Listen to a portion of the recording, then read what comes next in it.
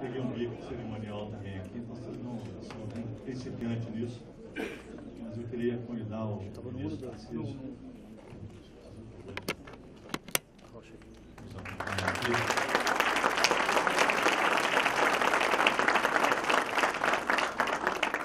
Na ordem da gentileza, Marco, por favor, Marco.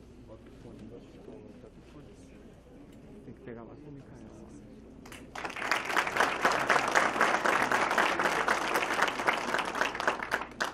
Pedro, por favor.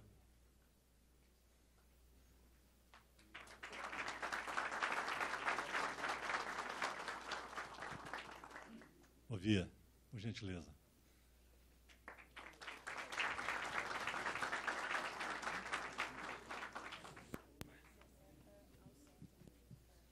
Você desculpa assim, a informalidade, mas acho que vocês todos têm o programa tem o nome e o cargo de todos eles. Dr. Tarcísio, talvez vocês não conheçam, mas tudo bem. Eu vou adiantar e já pedir os debatedores para sentar conosco aqui. O Maurício Enda. Priscila, por favor.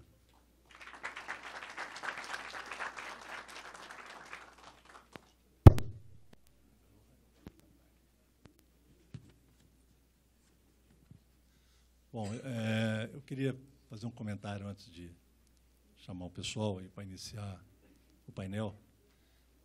Nós temos, primeiro, uma grande expectativa e muito otimismo com os próximos anos da infraestrutura, mesmo a infraestrutura urbana, na área de mobilidade urbana.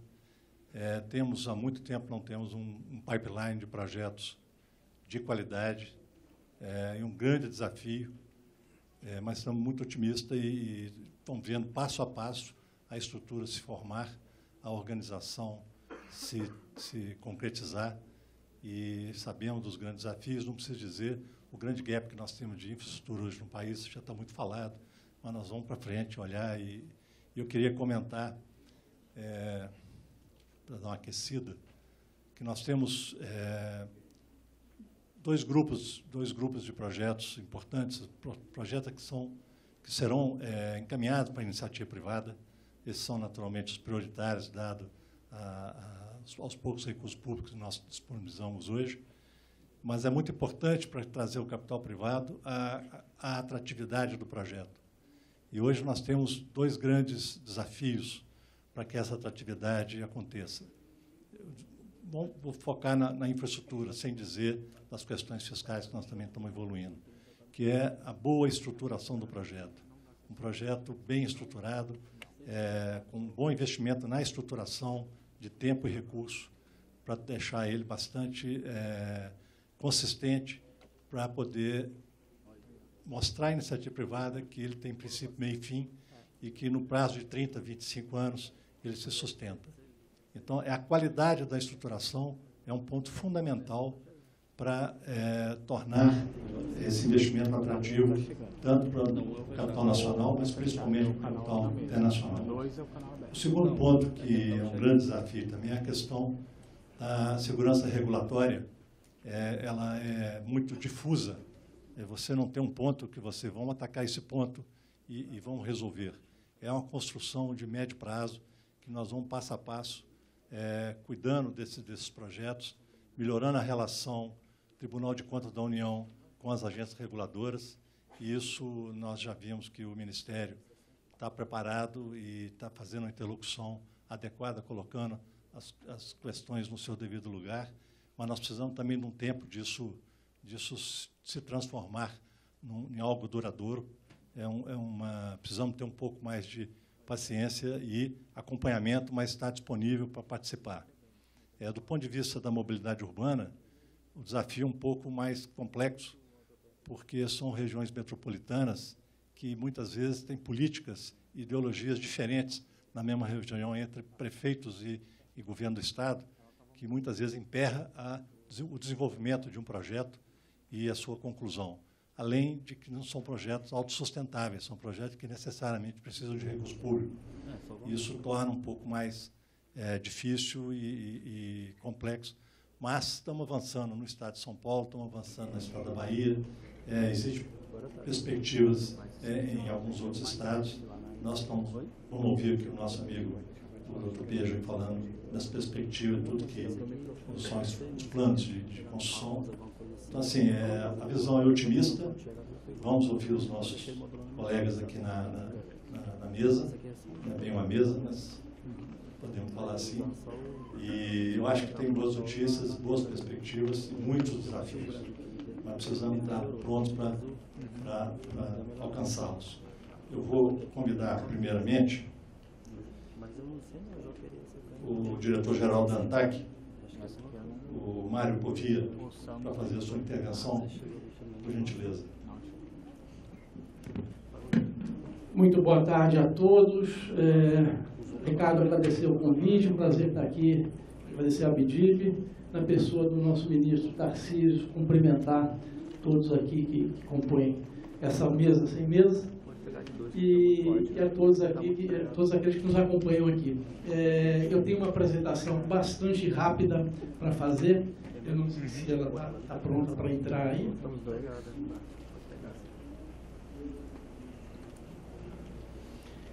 Muito bem, é algo bastante rápido. Eu comando por aqui, não?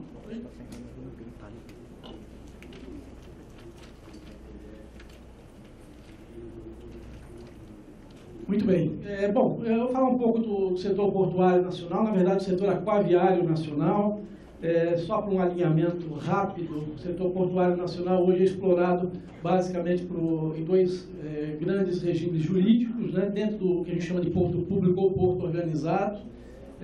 São portos que pertencem à União, de titularidade da União, e são explorados por meio de arrendamentos portuários, contratos de arrendamento, portanto, oriundos de um processo de licitação. Hoje, o modelo adotado no Brasil é o modelo de landlord, ou seja, a infraestrutura básica é provida pelo ente público e os terminais portuários operam em regime privado, isso desde 1993, com a Lei 8.630. Não temos nenhum porto concedido hoje no Brasil. Hoje estão todos ou com a DOCAS federal na gestão, ou conveniados a estados e municípios, sendo administrados ou por uma empresa pública ou por uma autarquia. No regime privado, portanto, nós temos autorizações por meio de contratos de adesão, dentro dessas figuras que estão aí, terminal de uso privado, ETC, instalação de turismo, IPTUR, IP4, que é a instalação portuária pública de pequeno porte, e algumas outras instalações, como estaleiros ou terminais focados em offshore. Então, basicamente, temos dois regimes jurídicos, um regime que a gente pode chamar de público, por meio de contratos de arrendamento, e um regime privado e regime autorizativo, por meio de contratos de adesão, mas todos eles operados pela iniciativa privada.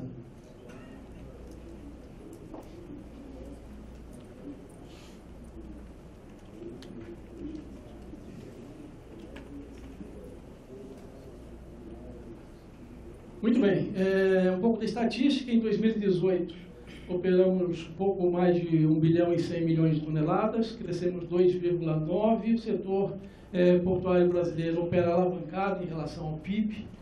Os senhores vão ver mais tarde aí que continuamos reportando recordes. 2018 foi recorde. Em grande medida, a nossa movimentação de carga é granel sólido, forte apelo aí para minério e para complexo soja. Granel líquido com peso forte de derivados de petróleo, container carga geral com maior valor agregado, e temos carga geral solta. Grandes grupos seriam em veículos, seria celulose e siderúrgicos. Na última linha, observem que todos cresceram no ano passado. Essa é um pouco da evolução. Como eu disse, reportamos aí recordes, né? Mesmo quando andamos aí com o PIB de lado, o modelo é alavancado em termos de movimentação. Em vermelho aí o que fazemos em terminais privados, praticamente 2/3, de novo influenciado aí pelos terminais de minério, notadamente Vale, e também pelo sistema Transpetro-Petrobras. E na área de portos organizados, portos públicos, fazemos 1/3. Lembrando que as cargas com maior valor agregado, os terminais de container de maior relevância, estão nos portos organizados ainda. Como estão os portos brasileiros? Eu dei um Google aí Porto de Santos com recorde em fevereiro desse ano e também no bimestre, Tecon Salvador recorde histórico, Porto de Pecém com recorde, Imbituba recorde, Rio Grande fechou em 2018 movimentação recorde, Itaqui também, Santos Brasil batendo recorde em Vila do Conde, recorde em Porto de Paranaguá, exportações crescem 33% em Suape.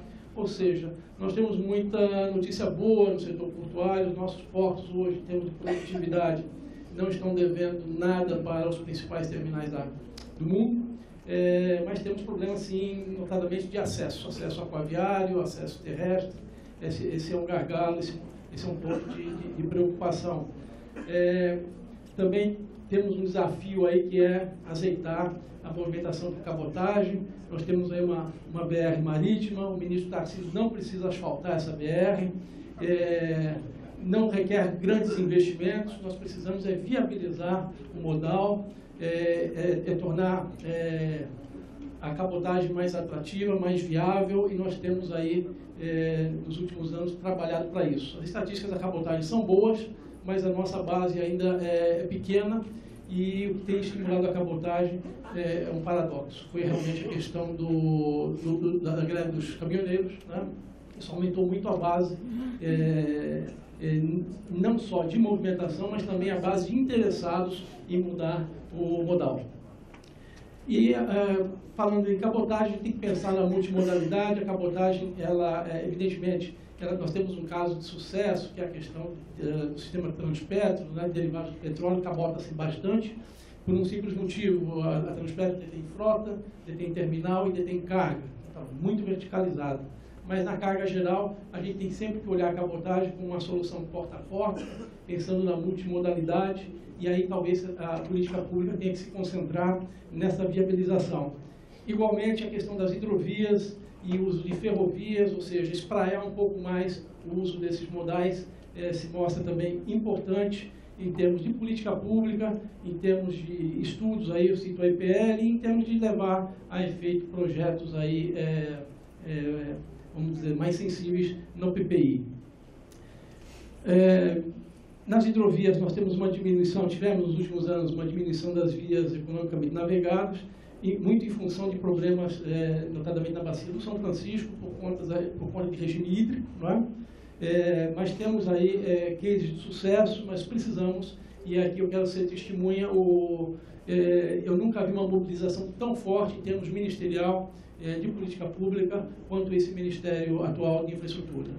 Eu mesmo participei pessoalmente de 5 ou 6 reuniões já ligadas à hidrovia, à cabotagem, e aqui louvo a iniciativa da equipe do ministro Tarcísio, que eu costumo dizer que o ministro Tarcísio conseguiu escalar vários camisas 10 para o time dele. Então, é uma equipe muito boa, pessoal muito focado, gente do mercado, gente que conhece o setor, e a gente louva que essas pessoas estejam centradas efetivamente naquilo que é demanda hoje, é prioridade hoje.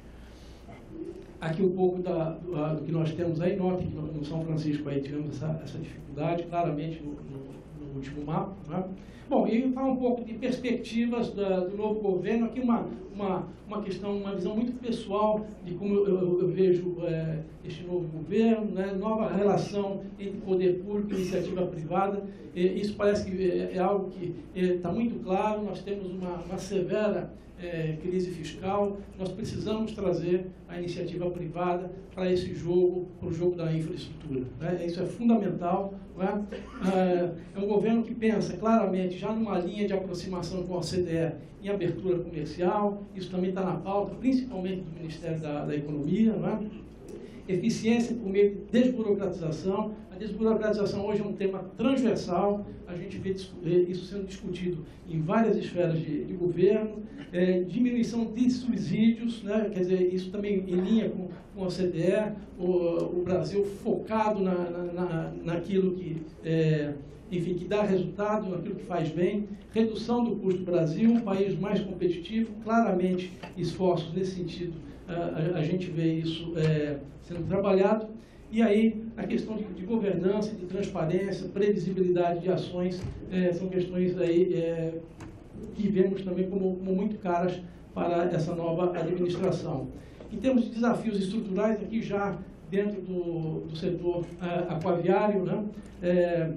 Concessão de portos estratégicos é algo que provavelmente entrará no radar, se já não está no radar do Ministério da Infraestrutura, é algo a ser pensado, né? Privatização de eventuais portos não estratégicos, portos vamos dizer, de melhor importância, portos que têm uma vocação notadamente menos estratégica, equilíbrio das contas das autoridades portuárias, seja no ponto de vista de uma eventual privatização, seja do ponto de vista delas se tornarem sustentáveis na ótica operacional, dada a severa questão fiscal e orçamentária que estamos passando. Políticas públicas de incentivo, comércio exterior e a utilização do modal aquaviário, muito em linha com o que eu falei antes, de você espraiar o uso de todos os modais.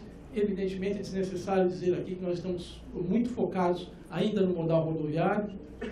Manutenção de linhas de crédito, isso é muito importante, não basta trazer o capital privado, é importante que se tenha também uma possibilidade de ter o aporte de linhas de crédito BNDES, por exemplo, e a melhoria no ambiente de negócio. Isso, claramente, nós temos que evoluir com relação a isso. Isso é um grande desafio, mas o ambiente de negócio precisa ser estimulado no país, e isso talvez seja, aí esteja talvez o grande entrave da gente não conseguir virar aí PIBs mais positivos.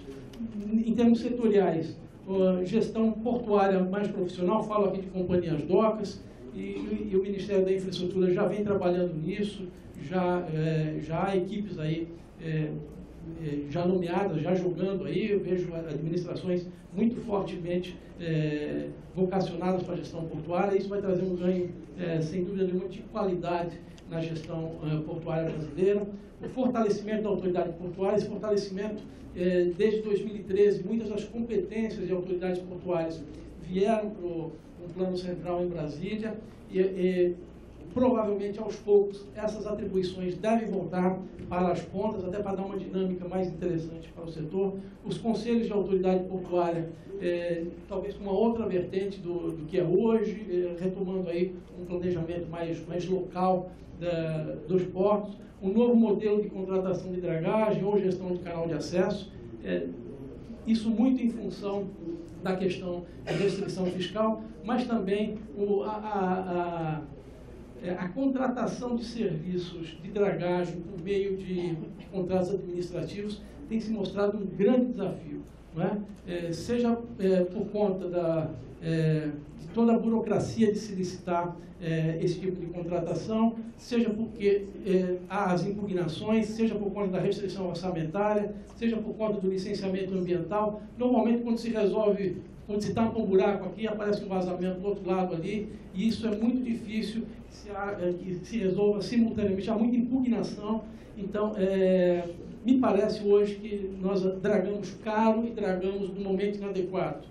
Então, faria todo sentido colocar isso no modelo de concessão, no modelo de consórcio.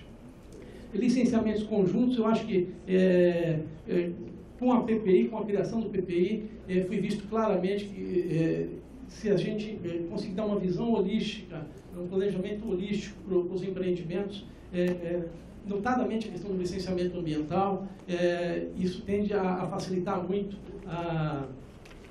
a realização dessas obras. A infraestrutura é muito sensível à questão do licenciamento ambiental, e não raro há atrasos muito grandes por conta da ausência do licenciamento. E uma revisão na concepção do modelo de exploração dos portos públicos, ainda uma burocracia, um nível de regulação muito grande na exploração dentro dos portos organizados. Acho que há um campo bastante bom, bastante positivo de trabalharmos aí melhorias nessa seara.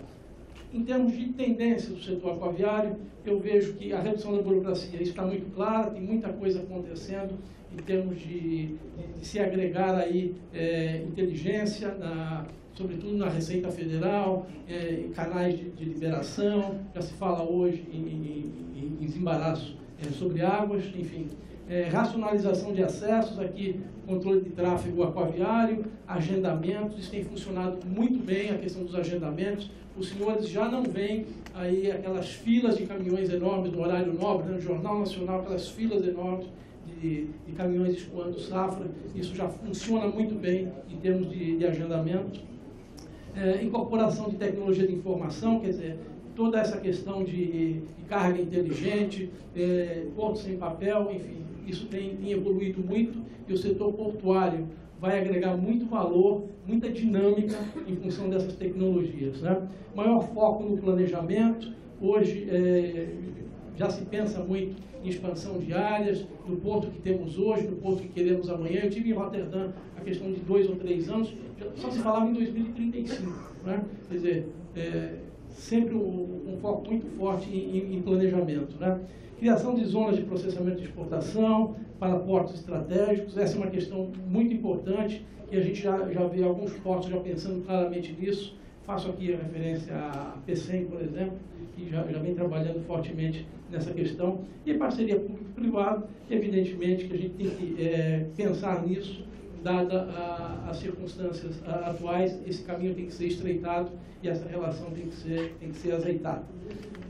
Por fim, eu costumo apresentar essa lâmina cada vez que faço uma apresentação dentro de uma perspectiva do que pensa a agência e de transmitir um pouco do que está no nosso radar, né? Uma defesa incondicional de segurança jurídica e estabilidade regulatória como grande ponto indutor de investimento, né? Sem segurança jurídica, sem estabilidade regulatória, o nível de atratividade, sem dúvida nenhuma, fica prejudicado. Boas práticas de governança e transparência, muito alinhado aí com modernas práticas de regulação, como o OCDE, enfim, apoio ao desenvolvimento da navegação interior. Seria muito importante termos aí no curto prazo, e o governo já estuda isso, o ministro Tarcísio tem a sua equipe trabalhando nisso, no projeto piloto de um modelo de parceria público-privada, enfim, de concessão, usando aí algum corredor hidroviário como piloto, seja a Tietê-Paraná, seja o Paraná-Paraguai, seja no Rio Madeira. Fortalecimento e incentivo à navegação de cabotagem. É fundamental que a gente desenvolva esses 8.500 quilômetros que temos de costa aí pronto, repito, pronto para receber aí cargas e trabalhar em prol de desafogar a questão rodoviária. A cabotagem ela não concorre com o modelo rodoviário. Elas são complementares e não há problema nenhum de um motorista, de um caminhoneiro, fazer 6 viagens de 100 quilômetros, em vez de fazer uma viagem de 1.000 quilômetros, ficar longe da família. Tudo isso tem que ser colocado claramente. É importante que isso fique claro. Não são concorrentes, né? Assim como o ferroviário, igualmente, não é concorrente. Previsibilidade dos custos associados às operações portuárias. A agência tem gasto grande parte do seu tempo para que o usuário do porto público tenha previsibilidade do que está contratando, do serviço que está recebendo, enfim, para que não tenha uma desagradável surpresa em termos de custo e que um primeiro contato dele com o comércio exterior vire um trauma e ele não resolva mais importar ou exportar suas cargas. A gente tem trabalhado muito fortemente com cartilha, enfim, com normas fortes aí para evitar abusos nessas cobranças, né? Manutenção de uma boa interlocução junto ao setor regulado. Isso a ANTAQ tem no seu DNA, ela conversa muito bem com o setor, seja com o governo, seja com empreendedores, seja com usuários, com o trabalhador portuário. Nós temos essa boa interlocução, uma aproximação junto aos usuários. Nós temos uma agenda positiva com a maioria das associações de usuários dos portos, exatamente para estreitar essa relação, para tentar entender o que angustia esses usuários. Os usuários dos portos estão muito capilarizados Brasil afora, e é importante que a gente tenha essa interlocução. De novo, a redução da burocracia. A gente está trabalhando nos nossos processos internos, já não temos papel há 2 anos na agência, os processos são todos eletrônicos, mas agora é importante que a gente tenha um canal também de atendimento com o nosso setor regulado, também aí um canal digital, um canal vamos dizer, mais direto, digamos assim, né? A ANTAQ é a referência na produção de dados estatísticos do setor aquaviário. Nós nos orgulhamos de ser referência nacional e internacional. Os nossos dados são efetivamente muito utilizados mundo afora. Eu, outro dia, estava vendo um parecer do CAD, e tratando do setor portuário, eu vi ali tinha algo em torno de 30 gráficos pelo menos 17 ou 18 faziam referência a dados da ANTAC. Tá? Viabilização de investimentos em infraestrutura, isso é evidente que isso está no papel da agência. Nós temos licitado, em parceria com o Ministério da Infraestrutura, vários arrendamentos portuários, temos promovido prorrogações antecipadas dos contratos de arrendamento, temos também trabalhado fortemente em autorizar novos terminais. É através da provisão de infraestrutura que a gente vai diminuir o custo do Brasil. Dando a opção, criando, chegando antes da fila, né, chegando primeiro com a infraestrutura, que nós vamos conseguir isso. E nesse aspecto, essas impedâncias para conseguir as licenças, enfim, as outorgas, a gente tem trabalhado fortemente buscando diminuir também esses prazos. Nós temos uma fiscalização presente, estrategicamente distribuída. A ANTAC está hoje em 14 unidades regionais, nós temos unidades dentro dos principais portos brasileiros. Então, nós estamos desde Corumbá, Porto Velho, Manaus, Belém, São Luís, Fortaleza, Recife, Salvador, Vitória, Rio de Janeiro, São Paulo, Florianópolis, Porto Alegre, em Paranaguá, enfim, estamos no Brasil inteiro. Nós conseguimos hoje chegar em poucos minutos, em poucas horas, a qualquer ponto do território brasileiro, e é uma fiscalização muito presente e muito atuante. Não é?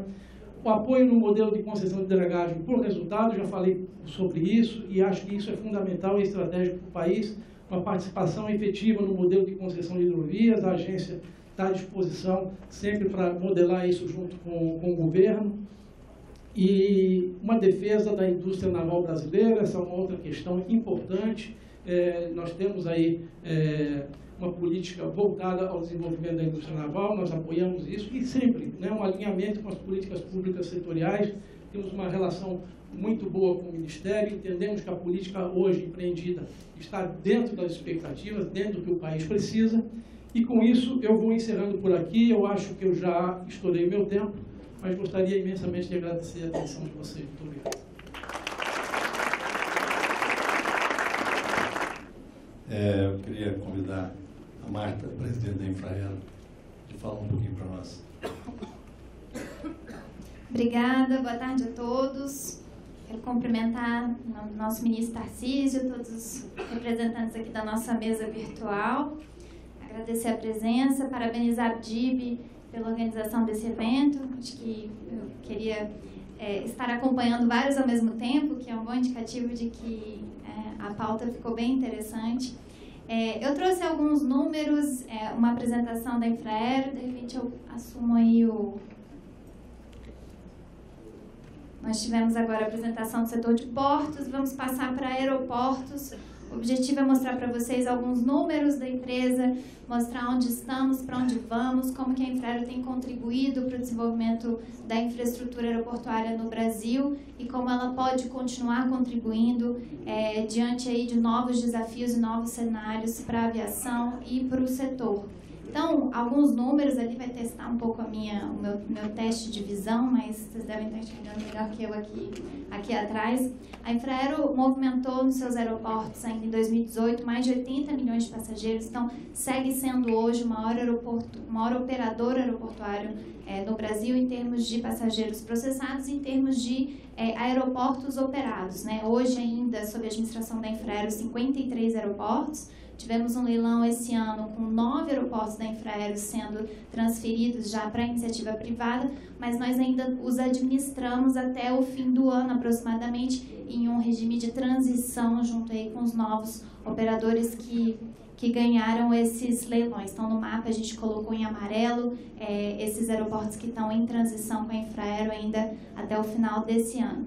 E alguns números mostram a relevância dessa empresa, os números de investimentos, de carga processada nos nossos aeroportos, de receitas operacionais, né? Uma empresa que movimenta quase 3 bilhões de reais de receitas operacionais, registrando aí a importância da Infraero nesse setor. E aí vem a questão dos investimentos. E a Infraero tem sofrido o que toda empresa pública, o que o governo federal, estaduais, municipais, todos sofremos nos últimos anos com relação a contingenciamento de recursos, com relação à dificuldade de realizar investimentos públicos, em função de uma situação fiscal bastante comprometida. Estamos aí todos de olho na aprovação da reforma da Previdência, esperando que nós possamos, enquanto provedores de infraestrutura e de serviços públicos, voltar a contar, por exemplo, com os nossos fundos setoriais para termos uma participação mais vultosa de investimentos públicos. E para compensar essa queda dos investimentos públicos no setor de infraestrutura, vem aí o modelo de concessões aeroportuárias, um sistema bastante tem gerado bons resultados no setor aeroportuário, né? Desde 2011, aí, com a concessão do piloto São Gonçalo do Amarante, até os dias de hoje, a gente vê um modelo com uma curva de aprendizagem muito grande e que tem trazido muito investimento para o setor aeroportuário por meio desses operadores privados de aeroportos. Contudo, a Infraero segue fazendo um grande esforço de investimento. Vocês vão ver as nossas entregas aí nesse começo de ano, a importância dessa empresa, mesmo nessa situação de redução de recursos, um esforço muito grande para entregar uma infraestrutura segura, uma infraestrutura operacional, moderna e de qualidade aos nossos passageiros. Esse gráfico mostra a evolução da demanda por transporte aéreo no Brasil e a redução ao longo dos anos do papel da Infraero nessa oferta de infraestrutura aeroportuária, justamente em função da entrada de novos operadores privados no Brasil. Então, a gente vê ali praticamente o ano de 2012, 13, a curva da Infraero de passageiros processados nos aeroportos da Infraero muito próxima da curva total do Brasil, né? Ali quase 199 milhões de passageiros processados no Brasil e 193 nos aeroportos da rede Infraero. A partir daí, com a concessão de grandes aeroportos, como foi o caso do aeroporto de Guarulhos, aqui o aeroporto de Brasília, a gente vê a participação da Infraero nesse movimento de passageiros processados reduzindo, mas ainda hoje ali os números de 2018 mostrando a relevância da empresa com 82 milhões e a expectativa depois da transferência desses 9 aeroportos da quinta rodada no fim do ano, da gente já cair para aproximadamente 66 milhões de passageiros e como a gente vem se preparando para isso, né, para passar por esse momento de redução de número de aeroportos operados, mas com muito profissionalismo nessas transições e sem nunca deixar de investir naquilo que é importante que seja investido nos próximos anos pela companhia. Então, esse slide traz o número de desligamentos pelos quais os colaboradores da Infraero têm passado. Vejam que tem muitos desligamentos incentivados. A Infraero tem, ano após ano, aberto várias vagas de demissões incentivadas, que tem gerado bons frutos, no sentido da gente já ter desligado aí mais de 5 mil colaboradores, muitos deles, a parte azul ali do gráfico, por regimes de demissão incentivada. Tivemos também muitas sessões de empregados e isso é algo que tem crescido muito na empresa e que a gente tem investido, principalmente agora para essa quinta rodada. Nós estamos com muitas demandas de órgãos públicos pelos nossos colaboradores nos 9 aeroportos que foram concedidos esse ano, porque são colaboradores com perfis diferenciados, formações diferenciadas, são profissionais reconhecidos no mercado e a gente tem tido no Exército, no DENIT, na AGU, nos mais diversos órgãos, INSS, Receita Federal, Polícia Federal, muitos pedidos pelo Brasil todo de colaboradores da Infraero. E esses colaboradores que são cedidos para esses órgãos públicos, eles têm todos a sua folha de pagamento, custos diretos e indiretos pagos pelos órgãos que recebem esses colaboradores. Então, para efeitos de planejamento da Infraero e de redução dos seus gastos, do seu custeio, é um regime que tem funcionado muito bem dentro da empresa também. Então, a gente vê o efetivo total da Infraero passando ali de 14 mil colaboradores em 2012, já para 7.600 esse ano, e a gente tem uma meta de fechar esse ano com um pouco mais de 6 mil colaboradores por conta dessas vagas que temos abertas de demissão incentivada e de todo esse esforço que tem sido feito pela seção dos colaboradores. Esse slide mostra, então, os aeroportos que já foram concedidos à iniciativa privada por rodadas, né? E a gente vê que essas rodadas, elas têm sido mais numéricas em termos de números de aeroportos concedidos. mostrando que o governo federal, a ANAC, enfim, tem evoluído nessa questão de gestão contratual e tem conseguido fazer cada vez mais leilões com quantidade interessante de ativos, né? Então, essa última rodada foi uma rodada de concessões em blocos, que foi uma novidade, fruto também desse aprendizado e uma forma de englobar aeroportos menores, menos rentáveis também na concessão junto com aeroportos maiores. A próxima rodada, então, teremos 22 aeroportos da Infraero que serão concedidos. A estimativa é que isso aconteça, o leilão aconteça no segundo semestre do ano que vem. A gente sabe que depois do leilão ainda tem uma etapa importante de apresentação de documentos, contratação de seguros, até a assinatura do contrato, depois ainda uma fase de transição na qual a Infraero ainda opera, então aproximadamente até o começo de 2021 a Infraero deve estar operando esses 22 aeroportos, mas já fazendo um planejamento interno para se preparar para a concessão de todos esses aeroportos divididos em 3 grandes blocos, né? Eles já estão com estudos sendo realizados, estudos de viabilidade, Secretaria de Aviação Civil, junto com o Ministério da Infraestrutura, já estão avançando nesse cronograma, que costuma ser um cronograma longo, né? De aprovações, de audiência pública, de avaliação pelo Tribunal de Contas, etc. Um processo que normalmente leva ao menos 1 ano para se consolidar. O que a Infraero entregou esse ano, mesmo nesse contexto que a gente viu, né, de queda de recursos públicos disponíveis para investimento em infraestrutura? Acho que a Infraero tem conseguido priorizar todas as obras necessárias para garantir segurança nas nossas operações, e isso tem sido a prioridade número 1 da Infraero, um mapeamento de todas as questões relacionadas principalmente às nossas pistas de pouso e decolagem, para que elas estejam sempre 100% operacionais e seguras. E nós investimos bastante nesse começo de ano, principalmente em pistas que estavam registrando ocorrências de fechamento em situações de chuva. Então, quando o asfalto começa a se degradar, quando você começa a ter questões de aquaplanagem nas pistas, normalmente você começa a restringir a utilização da pista em condições de chuva mais severa. E tudo isso tem sido mapeado pela empresa para realizar as obras a tempo de que o passageiro não seja prejudicado por conta dessas deteriorações da infraestrutura. Então, tivemos entrega aí em Belém, da pista auxiliar, em fevereiro. Em março, nós estivemos em Macaé, entregando também uma obra importante de pista e de terminal. O terminal que foi entregue em Macaé e que foi, logo na sequência, também leiloado. É um terminal 20 vezes maior do que o que nós tínhamos lá, realmente um grande investimento que foi feito. Montes Claros também, a recuperação da pista, um aeroporto importante que nós vamos estar entregando também a ampliação do terminal.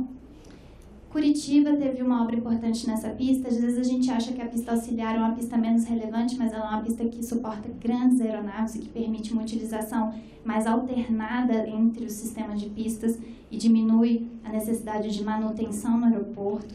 Macapá, tivemos uma grande entrega, né? Um aeroporto novíssimo, terminal. Nosso ministro esteve conosco, o presidente Bolsonaro, o presidente do Senado, coincidentemente de lá, né? Foi uma alegria ter essa entrega com o senador Davi presente. É realmente uma infraestrutura para a gente ter aí por muitos anos tranquilidade em relação à oferta de serviço em Macapá, que não deixa a desejar em nada em relação a obras que nós estamos vendo sendo entregues por operadores privados em termos de qualidade, de modernidade da infraestrutura. Marabá, nós tivemos também agora em abril a entrega da ampliação do terminal de passageiros, uma entrega importante também para ampliar a capacidade e conforto para conseguir processar, principalmente no desembarque, com 2 esteiras de restituição de bagagem. Tivemos em Uberlândia, agora em maio, também uma obra importante de recuperação de pista. É um típico caso de pista que também, em condições chuvosas, muitas vezes havia restrição no aeroporto. E Imperatriz, agora recentemente também, em maio, uma obra importante também com uma nova taxiway, recuperação de pátio, sinalização vertical, horizontal, balizamento. Todas essas obras de pista, a Infraero tem investido a iluminação LED, tendo ganhos aí de economia também em relação aos sistemas de iluminação. E eu trago a listagem de obras que nós já estamos realizando ou já estamos com a licitação em curso para assinar a ordem de serviço esse ano. Então, estamos com a pista de recuperação da pista em Uberaba em curso. Temos Navegantes, uma ampliação importante de terminal de passageiros que nós esperamos assinar a ordem de serviço ainda esse mês de maio. Uberlândia, também a ampliação do terminal de passageiros. Montes Claros, que é um aeroporto bem pequeno, que a gente conseguiu, dentro da priorização dos recursos, otimizar para a gente poder passar aí para um aeroporto com capacidade de operar 1,5 milhão de passageiros ano, em contraposição aos atuais 800 mil. Santos Dumont, nós temos uma obra importante que será feita esse ano de recuperação da pista de pouso-decolagem. Estamos avançando com as discussões com as empresas aéreas para viabilizar a operação do aeroporto na nossa pista auxiliar durante a realização dessas obras no Santos Dumont. Teremos ampliação também do terminal em Campo Grande, perdão. Manaus, obra também de recuperação da pista de pouso-decolagem. Em Foz do Iguaçu, a obra já está acontecendo. Esperamos em junho ter uma entrega aí do terminal da parte de desembarque e a finalização de toda a obra de Foz até o fim do ano. Uma obra muito importante, um aeroporto com bastante potencial turístico que também demandava, né, esse investimento. Congonhas, um aeroporto que a gente está sempre constantemente investindo. Estamos com obras nos pátios de Congonhas e temos também a recuperação dessa pista, balizamento da pista do aeroporto e uma ampliação prevista também no embarque remoto, o recapeamento completo da pista. E aí vem a pergunta que todo mundo me faz: e o futuro da Infraero, né? Porque a gente viu esse planejamento de concessões dos aeroportos, vimos que temos uma sexta rodada, que a Infraero, hoje com 53, ela passa para 44 aeroportos a partir do ano que vem, já por conta dos aeroportos que já foram leiloados. E depois tem 2 rodadas de 22 aeroportos no radar.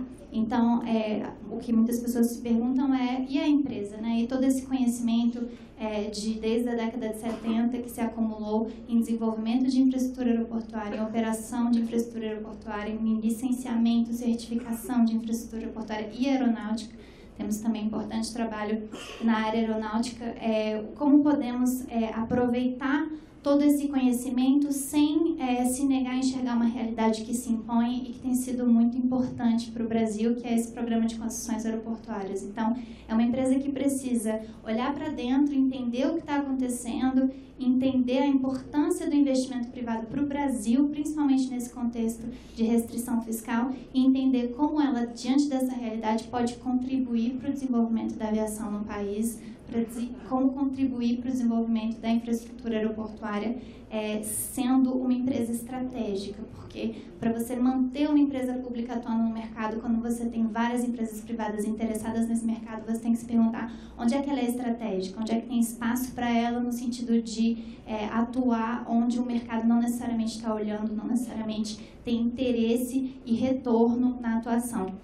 E para a gente, enfim, temos feito o dever de casa, aprovamos um novo mapa estratégico, que é esse de 19 a 2023, em que a gente reposiciona a companhia voltada para desenvolver infraestrutura aeroportuária regional, para prestar serviços para os aeroportos regionais e até mesmo maiores. Nós já prestamos hoje vários serviços para os aeroportos concedidos, em termos de sistemas que a Infraero dispõe, em termos de treinamentos que a Infraero dispõe, serviços técnicos que a Infraero realiza já para grandes aeroportos, para aeroportos menores.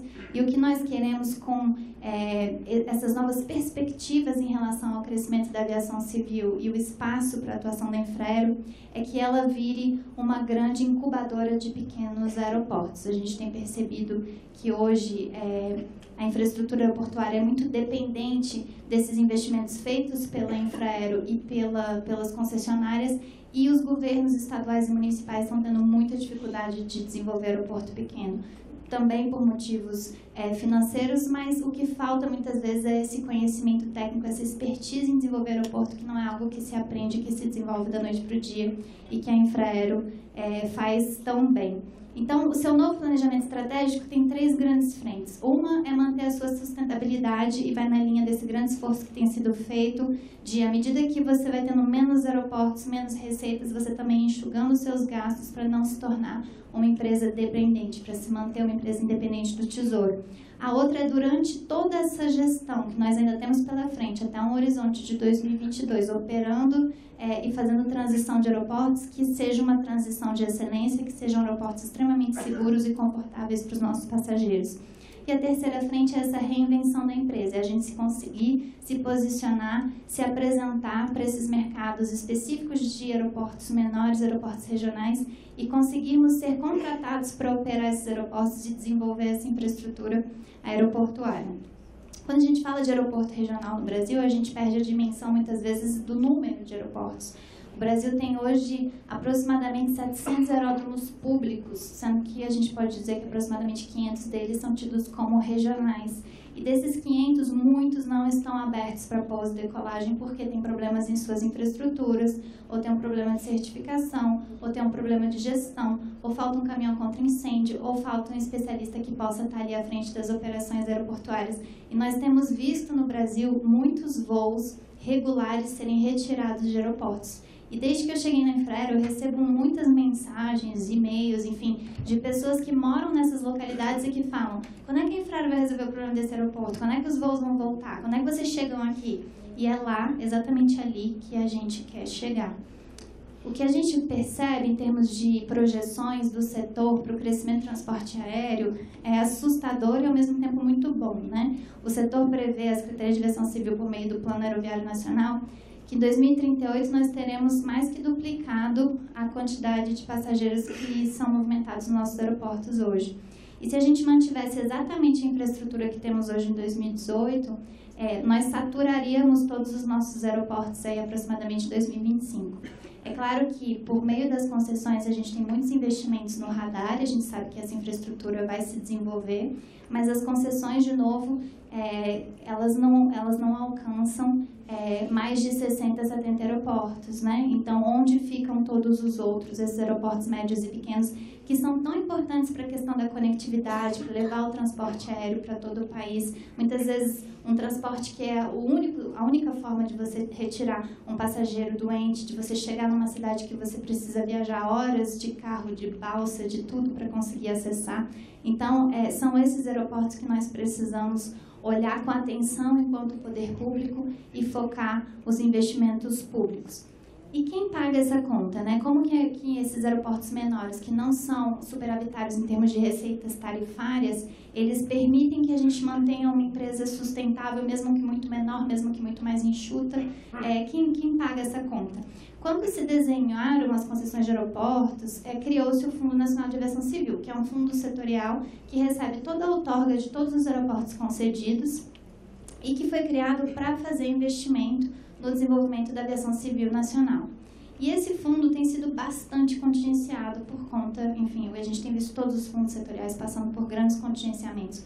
O que a gente espera é que com a retomada da capacidade de investimento do governo federal, após a aprovação da reforma da Previdência, com as contas em dia, a gente volte a ter os fundos setoriais como grandes investidores e desenvolvedores de infraestrutura. E aí a gente vai poder, de fato, dizer que o poder público e o poder privado estão ambos realizando esforços para investimentos no setor de infraestrutura aeroportuária. Meu tempo já se esgotou, então eu vou finalizar rapidamente. Isso é o que a gente tem projetado para a Infraero nos próximos anos, a Infraero como uma incubadora de aeroportos, contribuindo para o desenvolvimento econômico, financeiro, ambiental e social de todo o país. E para isso nós estamos desenhando dentro de casa toda uma possibilidade de contratação da Infraero com recursos desse fundo nacional para operar aeroportos menores, para desenvolver projetos de engenharia nesses aeroportos, para fazer ampliações, certificações, que a Infraero possa ser o braço que falta muitas vezes para o prefeito, para o governador, para conseguir tirar aquele aeroporto do lugar e trazer uma nova infraestrutura, um novo investimento para reabrir muitos dos aeroportos que hoje estão fechados para o tráfego. A gente conversa com as companhias aéreas hoje, eu dou o exemplo da Azul, ela tem uma listagem de mais de 30 aeroportos para os quais ela gostaria hoje de operar e não opera porque os aeroportos não estão adequados para essas operações. Então, quando você sabe que o local tem demanda, tem uma empresa disposta a prestar o serviço, a gente não pode ser nós, enquanto prestadores de infraestrutura, o elo da cadeia que falta para que esse transporte público se concretize. Então, eu vou deixar a apresentação à disposição, tem uma série de outros slides que mostram como a Infraero já tem comercializado alguns contratos importantes, como a gente vem prestando serviços técnicos e tem a listagem de todos eles, os treinamentos que a Infraero disponibiliza, os sistemas, e fica o meu e-mail aqui também no final para dúvidas. Muito obrigada.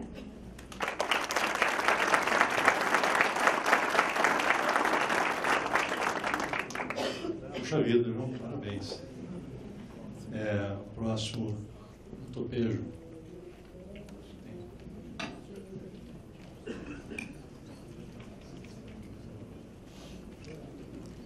Em primeiro lugar, gostaria de agradecer a BDIB pela oportunidade da gente poder estar apresentando aqui nesse evento a questão da mobilidade. A mobilidade urbana realmente é um aspecto que mexe muito na qualidade de vida das pessoas. Aproveito para cumprimentar o nosso ministro Tarcísio, cumprimento todos os colegas aqui da nossa mesa virtual, como bem colocou a Marta, mas antes de apresentar os slides, algumas conceituações gerais importantes para a gente nos entender bem onde estamos. O Brasil, apesar de toda a dimensão que nós temos, mais de 80% das pessoas vivem nas cidades. Se olharmos a região sudeste, ministro, nós temos 90% das pessoas moram nas cidades. Então, a importância do desenvolvimento de políticas públicas que leve uma melhor qualidade de vida das pessoas é um ponto fundamental do governo. O que ocorre é que, como todos têm acompanhado, cada vez mais temos menos recursos do Tesouro da União. Então, precisamos ter a criatividade, encontrar os caminhos para que a gente possa desenvolver os nossos programas com o mínimo possível de utilização de recursos da União. Então, para isso, dentro do nosso ambiente da mobilidade, nós temos, sim, olhado muito o conceito de que o equipamento de mobilidade não é mais um sistema de custo, mas sim um agente de desenvolvimento da região. Então, quando nós olhamos, como muitos países já têm feito isso, especialmente o Japão, que tem trabalhado muito com o conhecido sistema de TOD, né? É o desenvolvimento orientado do transporte. Então, se gera oportunidades de negócio dentro do ambiente da mobilidade que pode e faz esse sistema se tornar viável. Então, a importância da participação do setor privado nesses programas, ele é fundamental. Associado a uma responsabilidade e austeridade econômica financeira no trato do orçamento público no desenvolvimento desses programas.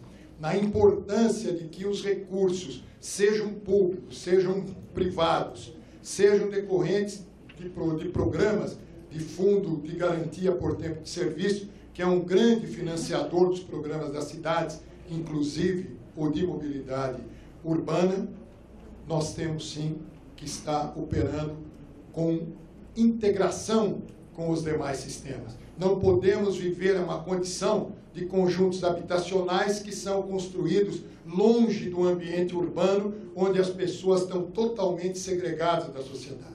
Isso não é inclusivo. A inclusão é ter o sistema integrado, é ter habitação, onde eu tenho saneamento, onde eu tenho condição básica e mobilidade para movimentar as pessoas e que tenha vida para essas pessoas. Então, essas condições é que estão norteando, nesse novo governo, as atividades no ambiente da mobilidade urbana. Aqui eu apresento para os senhores, não vou entrar no detalhe, porque isso vai estar disponibilizado aqui, mas os vários programas que têm sido parte da mobilidade urbana, que é PAC da mobilidade, PAC Copa, PAC das grandes cidades, e hoje sim o nosso programa do Avançar Cidades, que nós vamos explicar ele um pouquinho mais do que ele é diferente dos anteriores. Aqui nesse slide, o que a gente apresenta é o que nós estamos executando em cumprimento da carteira anterior. E onde a gente verifica essa linha, esse quadro, essa área vermelha, são os recursos do chamado OGU, né, que é do Tesouro Nacional, Orçamento Geral da União. E o verde são outros programas, basicamente através do FGTS em questão de financiamento. O nosso trabalho tem sido, cada vez mais, diminuir a participação desse OGU, seja substituindo a fonte ou concluindo algumas obras que estavam empacadas, mas praticamente próximo da sua funcionalidade. Aqui a gente verifica também, hoje de manhã foi muito citado essa questão do que existe de obra em andamento, obras paralisadas, onde nós estamos aí com um esforço enorme para poder dar uma conclusão para essas obras que são paralisadas. Ou encerrando de vez, aí tendo um problema, por causa que muita coisa já foi feita, mas não tem a mínima chance de funcionalidade, que tem que haver devolução pelo ente federativo, seja o município em geral ou o próprio Estado, que são condições para que esse sistema seja concluído. E outros que estejam próximos da sua funcionalidade para poder concluí-los. Mas, enfim, essa área das obras paralisadas, a gente está cada vez mais buscando diminuir. Aqui vocês verificam os principais programas da área de mobilidade. Um deles é a questão da qualificação viária, que envolve também a parte de calçadas e iluminação. Só para dar uma ideia para os senhores disso, são 14 mil emendas parlamentares que estão em curso sobre nossa gestão para poder fazer frente a essas necessidades para os 5.700 municípios que nós temos aqui no Brasil. Também o programa do desenvolvimento dos corredores de ônibus, seja em sistemas mais abrangentes como o BRT ou sistemas de ônibus corredores mais simplificados, onde sempre estão acompanhados de programas, seja de uma área melhor para pedestre, como também das ciclofaixas, já que uma das prioridades da Política Nacional de Mobilidade Urbana é o transporte não motorizado. Também dentro do ambiente sobre trilhos, que é algo que nós estamos incentivando também nesse atual governo, onde incluímos no programa do Avançar Cidades, projetos executivos para o setor ferroviário, programas de incentivo ao desenvolvimento de VLTs, de sistemas metropolitanos, de sistemas de monotrilho, etc., que trazem uma qualidade melhor de vida para as cidades e que também é uma preocupação muito grande nossa. E, finalmente, também até para conceituar um pouco o ambiente que nós atuamos, também o transporte nos rios também é algo de responsabilidade da Secretaria de Mobilidade Urbana. Lembrando que a Secretaria é uma das 6 secretarias do Ministério do Desenvolvimento Regional, do MDR, até para promover essa integração entre saneamento, água, habitação, recursos hídricos e defesa civil. Então, aqui a gente verifica que onde não tem emenda parlamentar, em boa parte dessas chamadas emendas impositivas, emendas individuais, a participação em quantidade de empreendimentos com recurso do Tesouro Nacional é bastante pequena.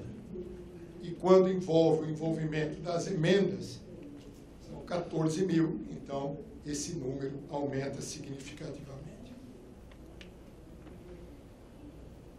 Então, a gente verifica aqui essa questão do transporte coletivo sob pneus.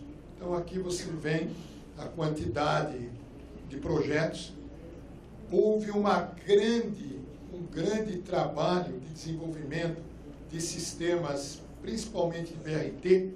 Na época, a Copa do Mundo e logo depois, foi uma febre de quererem colocar sistema de BRT. Aí eu faço questão de dizer, aqui estão citados alguns desses sistemas que estão tendo um problema sério de sustentabilidade, porque os programas vinham sendo desenvolvidos sempre na preocupação do CAPEX, que muitas vezes tinha recursos do governo federal, numa época até com uma certa, vamos chamar, abundância de recursos, porém sem sustentabilidade. E isso não é possível de deixar. Se os senhores olharem sistemas no Rio de Janeiro, mesmo aqui em Brasília, e outros sistemas, a qualidade da manutenção é muito baixa. E é muito baixa por algumas razões. Uma delas é porque não se conhecia o que é o modelo de BRT, com piso diferenciado. Segundo, as prefeituras não tinham avaliação, conhecimento de quanto era o custo de manutenção daqueles sistemas e não tinha no orçamento. O resultado disso é que a qualidade ficou lá embaixo. Então, nós temos uma preocupação enorme de que o programa não é mais só no sentido de ter recurso para poder implantá-lo, mas também dar sustentabilidade até o ciclo de vida que esse produto tem que ter. E a gente verifica alguns sistemas de BRT que foram instalados aqui no Brasil, que o de baixo aí é São Paulo, com um resultado bastante positivo, mas nós vamos verificar que a questão mesmo dos BRTs são sistemas que têm que ser muito mais aplicados já no modelo da PPP, onde o setor privado implanta, opera e mantém esse sistema, tirando o ônus da manutenção da União. Com relação ao transporte sobre trilho, esse é um incentivo bastante grande que a gente tem tido e bastante incentivado já a partir de 2019, onde os VLT, sem dúvida nenhuma, serão os grandes componentes urbanos da próxima década.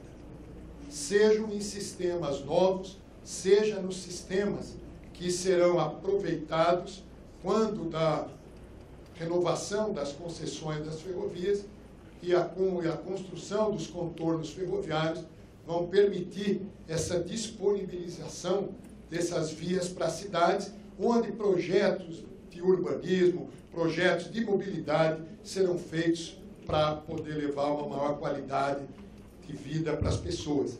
E nisso nós temos aí um programa bastante forte, em conjunto, programas transversais com o Ministério nosso aqui da infraestrutura, para que esses programas tenham o melhor resultado possível para a população. Aqui a gente verifica alguns sistemas já implantados, como o caso de Salvador, tem um metrô com grande sucesso, temos o caso de Santos, temos o caso do Rio de Janeiro, onde sistemas sobre trilhos têm tido um resultado bastante significativo. Outro ponto que nós temos incentivado muito, principalmente no programa Avançar Cidades, é o desenvolvimento de projetos de estudos. É o momento de nós desenvolvermos, sim, e estamos financiando para isso, para as prefeituras, para o governo do Estado e para o setor privado, também em condições especiais, a possibilidade de contratar projeto executivo, estudos de viabilidade técnico-econômica ambiental, estudos de modelagem. Para quê? Para que se tenham as informações necessárias para que os fundos de investimento que tanto querem investir no Brasil tenham informações reais daquilo que pode e deve ser feito.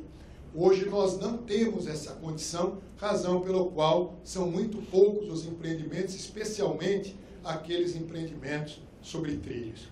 O programa Avançar Cidades foi uma grande mudança com relação ao que vinha sendo feito até então. Por quê? O programa do Avançar Cidades, ele exige algumas condições fundamentais para a boa gestão. Primeiro, o programa exige o projeto executivo. Então, nós não vamos ter mais seleção de empreendimentos que não tenham projetos, que geravam problemas seríssimos nas cidades, com desapropriação, necessidade de reassentamentos, que inclusive inviabilizaram muitos empreendimentos hoje. Então, essa condição de se ter uma definição de um projeto determinado, um orçamento pré-estruturado, e esse é um programa totalmente voltado para recursos do FGTS, seja tendo a Caixa como gestor ou outros bancos que também participam desse empreendimento. Isso para ter total continuidade, isso não impacta o orçamento da União.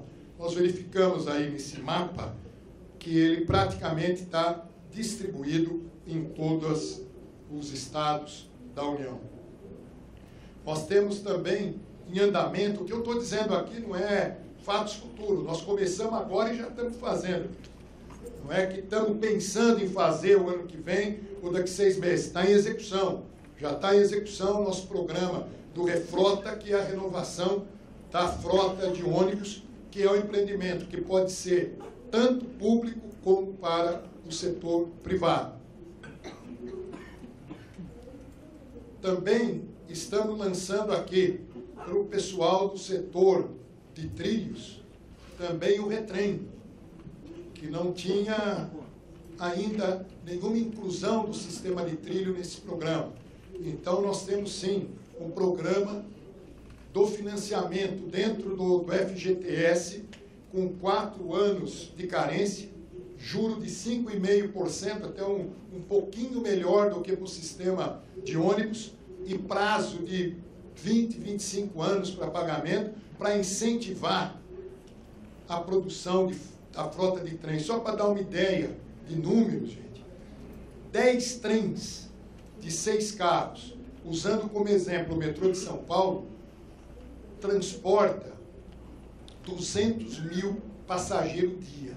10 trens. E esses 10 trens representam de 3 a 4 mil empregos para a indústria nacional. E o programa do Retrem tem a exigência de que seja fabricação no Brasil e que atenda o índice de nacionalização estabelecido pelo Ministério da Indústria e Comércio. Então, isso traz melhoria para as cidades, melhoria para as pessoas e geração de emprego que a gente tanto busca. Como nós temos certeza, confiança que esses programas vão dar certo, nós já estamos negociando com o BNDES para o desenvolvimento do sistema do Retrem BNDES, para aumentar os recursos que nós temos disponíveis para desenvolver esses programas. Deixa eu olhar para cá que eu enxergo melhor.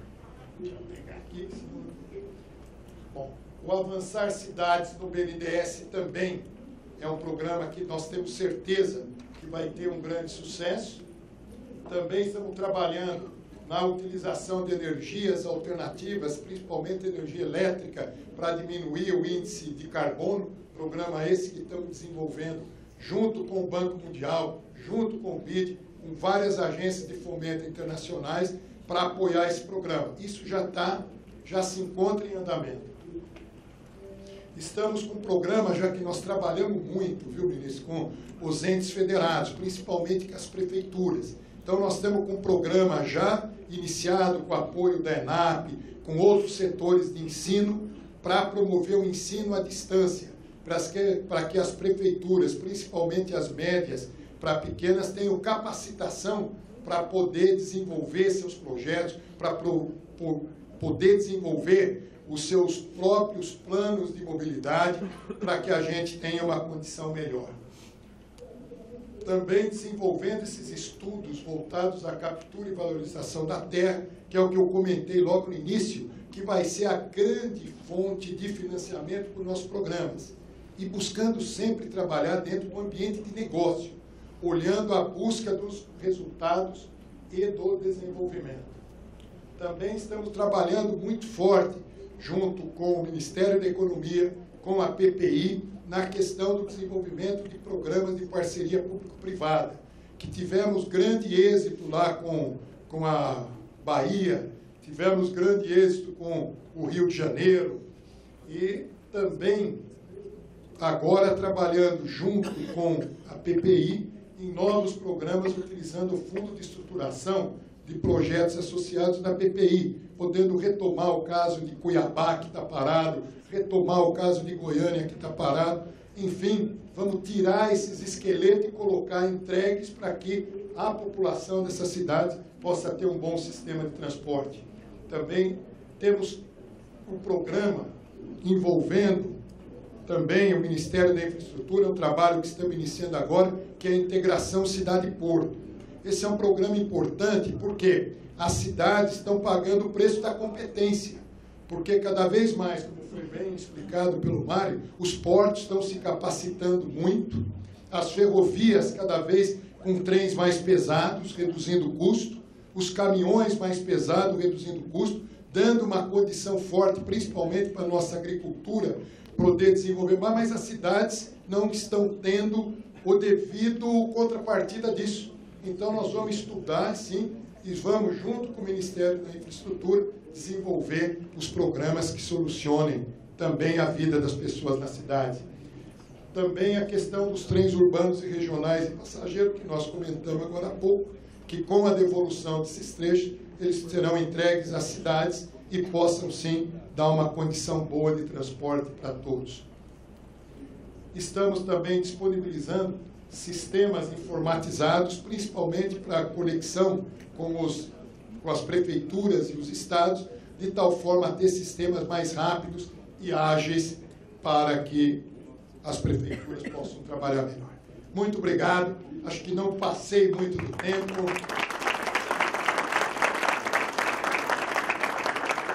E esperamos pergunta depois, né? Parabéns.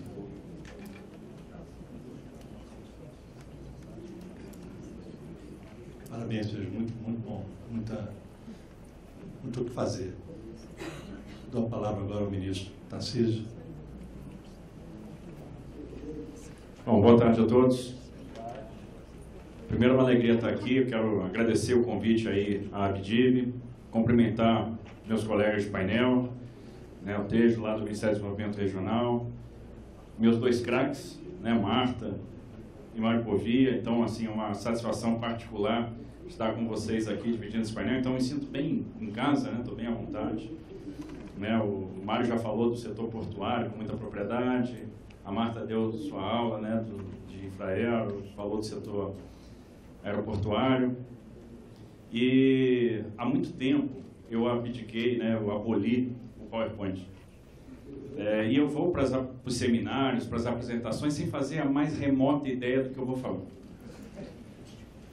E aí, bom, já que a gente está num governo de linha liberal, deixa a mão invisível, né, lá do Adam Smith me levar, né, vou ver o que dá. E eu vou captando o que as pessoas vão falando para tentar pensar no que eu vou dizer lá na hora que chegar a minha vez. E aí vi o que o Castanheira falou no seguinte: otimismo. E eu queria, nesse momento, exorcizar, afastar, repelir os pessimistas de plantão. Chega de pessimismo. O Brasil não merece pessimismo. Porque as coisas estão acontecendo e a gente não está comemorando, a gente não está vendo. A gente está prestes a fazer o maior leilão de óleo e gás do mundo, que é o leilão da Seção Onerosa em outubro. 106 bi de bônus de assinatura. 1 trilhão de investimento, que não tem nada que induza tanto investimento quanto o setor de óleo e gás. E nós não estamos comemorando, a gente está pessimista. Tem gente pessimista.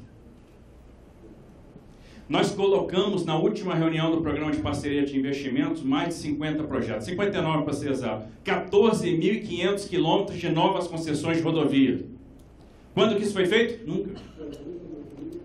Ah, vocês não vão entregar? Vamos. Sabe por quê? Porque nos últimos 2 anos e meio, nós fizemos 146 leilões de concessão. Tem mais de 60 bilhões de reais só em linhas de transmissão contratadas, que é começar da noite para o dia, girar a chave. Em 3 anos, de 3 a 5 anos, as linhas estão prontas. Investimento na veia, emprego na veia. Mas a gente está pessimista. Assinamos, no início do ano até agora, mais de 10 contratos de adesão. Assinamos um no Porto do Açu que vai gerar 16 bi de investimento, porque o terminal portuário está associado às 2 térmicas, que vão gerar 3.000 megawatts, 3 gigawatts de energia, mas nós estamos pessimistas. Fizemos 23 leilões de concessão nos 100 primeiros dias de governo, com uma demonstração clara de apetite. Porque tivemos outorgas que extrapolaram muito as nossas expectativas. Isso significa que o investidor está acreditando no Brasil. E a gente conversa com os investidores todos os dias. Todos os dias. E o que a gente percebe? Uma vontade enorme de investir no país.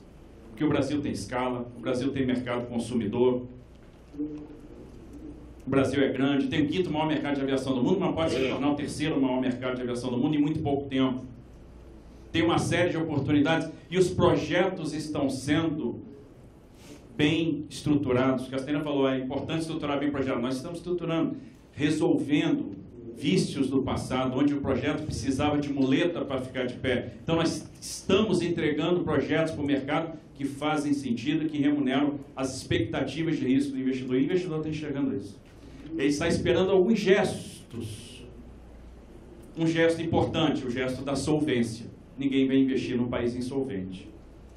E por isso a nova Previdência é tão importante, porque ela afasta o risco da insolvência.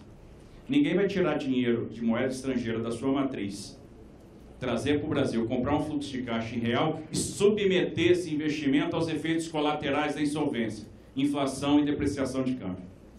Para enxergar o valor sendo destruído e não ter que devolver lá para fora. Mas a nova Previdência vai sair? Claro que vai. Está demorando. A gente não podia esperar que algo tão profundo, tão importante, que vai definir o futuro das próximas gerações, fosse resolvido em poucos meses no Congresso. É necessário debate, é necessário reflexão. Há uma quebra de paradigma importante que foi imposta pelo governo, e isso gera uma confusão, é óbvio. A maneira como se relacionava com o parlamento anterior é diferente da maneira que foi inaugurada pelo governo Bolsonaro. Mas isso me traz otimismo, porque a maneira inaugurada pelo Bolsonaro foi o que nos permitiu montar o time de camisa 10 que o Mário Povia se referiu. E se eu tenho tanta gente boa, eu vou acreditar que não vai dar certo? Que a gente não vai entregar os projetos que estão sob nossa responsabilidade? Nós vamos entregar. Então, por que pessimismo? Eu tenho que estar otimista. Então esse é o grande gancho que o Castanheira me deu, o gancho do otimismo. Eu estou pessimista, eu estou otimista, a minha equipe está otimista. E eu sei que nós vamos entregar muitos projetos. E que isso vai fazer a diferença para a infraestrutura do Brasil. Então fizemos lá fizemos 12 aeroportos, 9 da Infraero, mais 3 do estado do Mato Grosso, na sexta-feira. Na segunda, comemoramos na sexta, mas na segunda aquilo já era passado. Na segunda colocamos um chamamento para o estudo de mais 22 aeroportos, que já estão em desenvolvimento. E quando a gente fizer o leilão, em meados do ano que vem, a gente já joga na praça a 7ª rodada com mais 3 blocos. Passando todos os aeroportos da rede Infraero para iniciativa privada, o que vai provocar essa mudança de vocação da Infraero. E estamos deixando melhor para o final. Congonhas e Santos Dumont. Para dizer para o investidor o seguinte, se posicione agora, que o melhor ainda está por vir. Ano que vem nós vamos ter leilão da Nova Dutra. Novo leilão da Nova Dutra. Castanheira fica triste quando fala em novo leilão da Nova Dutra. Mas ele já absorveu. Vai ter leilão. Nós vamos licitar novamente o eixo Rio-São Paulo. Só que agora com tecnologia de informação, com free flow, com pagamento por quilômetro rodado, aumentando a base de pagantes, o que vai me liberar espaço para mais investimento. E assim, a Rio-Teresópolis, a 116, Rio, com o arco metropolitano do Rio, com o trecho de Santa Maria Guilhermina, que vai servir lá a Comperge, e a nova Rio Juiz de Fora, e a 364 Rondônia, e a 153 Goiás Tocantins, a 163 Pará 230, a 381 Minas com a 262 Espírito Santo, e a 101 Nordeste. Tivemos uma autorização semana passada do Tribunal de Contas para licitar a 364 e 365. O edital em breve vai estar na praça. E eu já tenho 3 editais de arrendamentos portuários na praça, com leilão em agosto. Dia 9 de agosto, se eu não me engano. 2 em Santos e 1 em Paranaguá. Por que eu vou estar pessimista? Eu tenho que estar otimista, eu tenho que acreditar no Brasil. O que a gente vai fazer no setor de ferrovia, nunca ninguém fez. E já começamos bem. Leiloamos a Norte-Sul. Parto de porco espinho. Mas o porco espinho nasceu. Nasceu bonito, nasceu gordinho. E interessante, porque nessa brincadeira de discutir a legalidade ou não do leilão, etc., nós trouxemos o Ministério Público Federal para o jogo,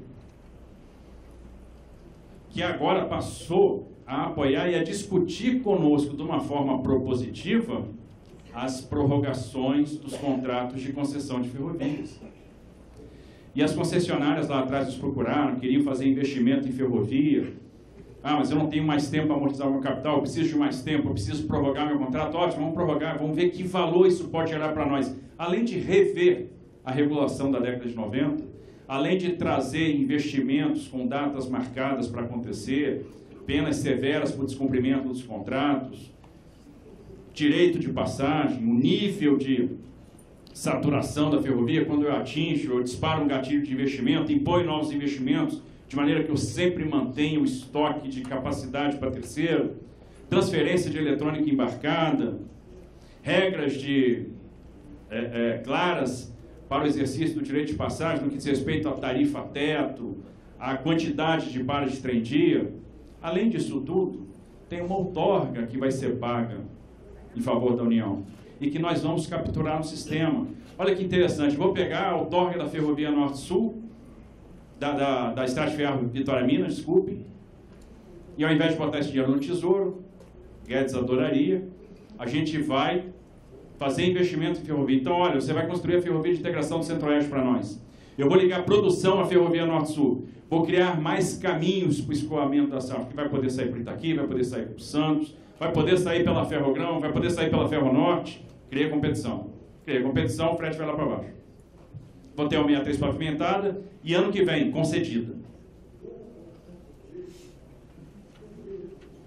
E depois que a ferrovia estiver pronta, de quem é a ferrovia? Não é de quem vai pagar a sua outorga com a obrigação de fazer. A ferrovia é do Estado. E o que eu faço? Aquilo que tinha VPL negativo, que não permitia uma nova licitação, ou afastava o investidor em função do risco de engenharia e do risco de meio ambiente, virou. VPL passou a ser positivo, venci o risco de engenharia, VPL positivo, vou oferir ali na licitação da operação uma nova outorga. E o que eu vou fazer com essa nova outorga? Vou investir em outro segmento de ferrovia. Vou começar a fazer ferrovia sem OGU. Isso tem um nome, é criatividade. E na crise a criatividade tem que emergir. E ela emerge porque nós temos um time de craques. E nós temos um time de craques porque o presidente Bolsonaro foi corajoso. E por que eu vou ficar pessimista? Eu tenho que estar otimista. Eu tenho que acreditar no futuro do Brasil. E esse otimismo tem que gerar engajamento. Engajamento de todos. A responsabilidade pela aprovação das reformas é de todo mundo, não é só do governo, é da sociedade. E nós vamos vencer se tivermos pacto social, pacto pelo Brasil. Nós precisamos de protagonismo. Protagonismo das forças vivas, dos agentes de mercado que comandam, que impulsionam o país. Nós temos que acreditar nas forças vivas. E é por isso que nós não nos permitimos aderir ao pessimismo. Nós somos otimistas, nós estamos otimistas. Porque eu tenho certeza que os leilões que nós vamos realizar vão ser muito bem sucedidos. E aí nós vamos ter cumprido uma das estratégias do Ministério da Infraestrutura, transferência maciça de ativos para a iniciativa privada. Olha o que nós estamos fazendo no setor portuário. Com a quantidade de arrendamentos, com a quantidade de contratos de adesão, e duas coisas que o Mário colocou aqui. Concessão de portos e privatização de portos. Isso é rompimento de paradigma. E nós vamos romper. Já começamos a fazer os estudos da Companhia Docas do Espírito Santo, que é ótimo. Tem uma área ao norte, que é de Barra do Riacho, fantástica, pronta para receber, para recepcionar mais terminais, onde já está lá a logística da celulose, a logística de líquido, servida por ferrovia, servida por rodovia. Qual o valor disso? Enorme. Vai dar certo? Eu tenho certeza que vai. E aí vai ter fila lá no Ministério. Privatiza o meu também, privatiza o meu também. Isso vai trazer mais eficiência para o setor portuário. E isso é quebra de paradigma.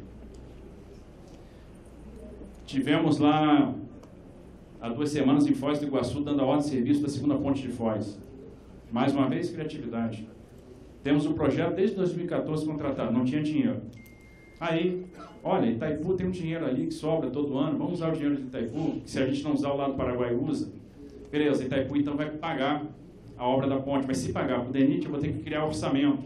E aí eu vou incidir no teto. Então vamos fazer o seguinte, o governo do Paraná topa fazer a obra para mim, você subroga meus contratos, Itaipu paga para você, pronto, resolvido, vamos ter a obra.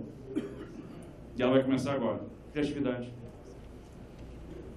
E como é que nós vamos ficar pessimistas? Retomamos com força a 163 Pará.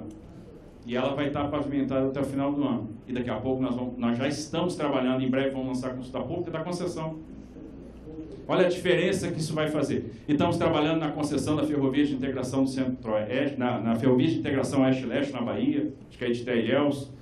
Nós estamos trabalhando na concessão da Ferrogrão, que de repente sai até por autorização, que nós estamos discutindo no Congresso PLS 261, que vai abrir espaço para que a gente use segmentos que hoje são antieconômicos e possam ser utilizados, por exemplo, na mobilidade urbana.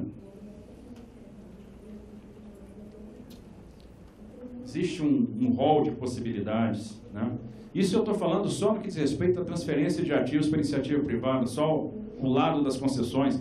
Nós estamos trabalhando também a retomada de obras paralisadas por meio da concentração dos recursos que hoje estão pulverizados. E conversando muito com o parlamento para tentar combater a má prática orçamentária, que é jogar dinheirinho picadinho num monte de empreendimentos. Isso é contrato com fracasso. Todo dia aparece o parlamentar, vou botar uma emenda aqui para essa obra de tantos milhões. O parlamentar não põe. Porque eu não tenho EVTE, eu não tenho projeto, você vai perder esse dinheiro. Nós vamos abrir uma frente que nós não vamos fechar. Então vamos fazer o seguinte, vamos primeiro fechar as frentes que estão abertas. Vamos concentrar o recurso. Se a gente fizesse um gráfico e pegasse no eixo das abscissas a maturidade em projeto e no eixo das ordenadas a maturidade em licenciamento, a gente ia chegar à péssima conclusão que a maioria dos empreendimentos que estão na lei orçamentária estão no quadrante, não tem projeto, não tem orçamento. E a pergunta que vem, que raios está fazendo na LOA? Porque eu não vou fazer. A gente não tem dinheiro, mas fica com dinheiro empatado boa parte do ano sem saber direito onde é que vai empregar. Isso tira a previsibilidade da turma do Valdir lá que quer entrar em licitação. Então nós precisamos, por exemplo, melhorar também a nossa prática orçamentária. Existem projetos que são fundamentais para a infraestrutura que estão no Congresso. Desapropriação. A nossa relação com a propriedade mudou muito, mas a legislação de desapropriação é de 1941. Não vou nem falar dos operadores multimodais, que é de 1903. Nós precisamos de uma nova lei de licitações e contratos. Nós precisamos de um marco que discipline o licenciamento ambiental. E aí nós vamos eliminando os fatores de risco. E quando a gente conversa com os investidores, eles pensam, o que está na agenda deles? Olha, excesso de judicialização, isso dá aquela percepção de insegurança jurídica, problemas de licenciamento, risco de câmbio e solvência. Tem um risco que sumiu do discurso dos investidores, que atenuou muito da legislação trabalhista, com a reforma. E hoje tem gente que questiona, por que a reforma foi ruim? Não, não foi não. Basta conversar com os investidores que a gente vai perceber que ela foi boa. Que ela era importante, que ela era necessária. Esse item praticamente desapareceu da pauta. Ele ficou mais pálido. Então nós temos muito que avançar. Combater judicialização? Podemos combater. À medida que nós vamos fortalecendo a arbitragem, eu vou enfraquecendo a judicialização, eu vou diminuindo a judicialização. Então os caminhos estão postos na mesa. Os caminhos para o desenvolvimento, os caminhos da segurança jurídica. Vamos estruturar projeto, muito importante. Vamos estruturar com o BNDES, vamos estruturar com o Banco Mundial, vamos estruturar com a Caixa. As coisas passam despercebidas. Foi publicada a medida provisória 882, que traz lá uma coisa muito interessante, que é uma regra para estruturar projeto, que é o processo da colação, que está distrito ao BNDES, lá ao fundo, ao FAEP, por erro, isso tem que mudar. Já tem uma emenda para mudar isso, que nós provocamos. A Caixa, por exemplo, tem o FEV, e ela poderia usar o processo de colação na estruturação de projetos com recursos do fundo de estruturação de projetos. A gente pode transformar a Caixa numa incubadora de projetos. A gente pode, por exemplo, estruturar projetos de iluminação pública, de saneamento, de resíduo sólido em linha de produção. Tem nada mais fácil que estruturar, por exemplo, um projeto de iluminação pública. Tem receita garantida, que é assim. Substituir parque de vapor de sódio, vapor de mercúrio por LED. Verificar a iluminância de determinadas vias. Olha quanto projeto que a gente põe na praça da noite por dia. E se passar a medida provisória do saneamento, então, a gente dá segurança jurídica, resolve o problema da competência, quantos projetos de saneamento nós vamos estruturar? Sem emprego na veia. Isso mexe com a construção civil. É disso que nós precisamos. Então, por que o pessimismo? Nós temos que estar otimistas. Nós somos otimistas no Ministério da Infraestrutura, nós temos certeza que vamos dar grandes passos e vamos transformar o Brasil. Porque, já disse algumas vezes, para não ser repetitivo, mas ninguém aqui admite fazer parte da geração perdida. Eu não quero ser parte da geração perdida, ninguém aqui quer ser parte da geração perdida, e o Valdir, que está lá de cabelo branco, também não quer fazer parte da geração perdida. Então vamos fazer parte da geração que vai transformar o Brasil. Isso é uma questão de atitude. Vamos ter atitude, vamos mudar o Brasil.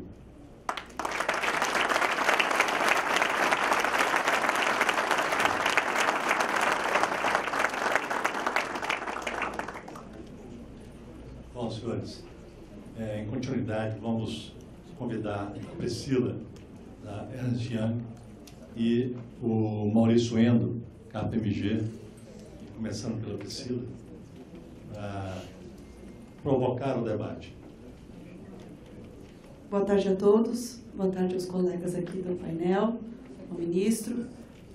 Gostaria de agradecer à ABDIB pela oportunidade de participar aqui nesse painel como quem traz a visão do usuário. Eu não sou da Ernst Young na parte que cuida dos projetos de investimento.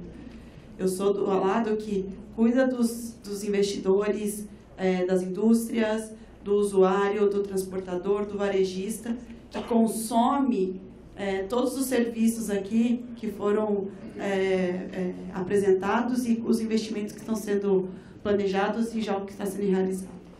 E quando para trazer essa visão, né, são vários projetos que a gente trabalha de busca de otimização no setor agrícola, por exemplo, de como exportar melhor, como fazer com que o produto seja escoado com o menor custo possível para ser competitivo no mercado lá fora.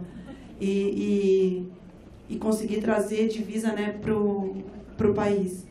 E quando a gente pega, por exemplo, esse exemplo, né, da mesma forma, as indústrias que são incentivadas a ir para regiões, tributariamente incentivadas para ir para regiões fora do eixo de consumo e que acaba gerando também uma demanda de transporte maior, acaba gerando uma demanda por infraestrutura, como que isso pode ser suportado, uma vez que você se move e aí você tem que trazer isso para as regiões de grande consumo.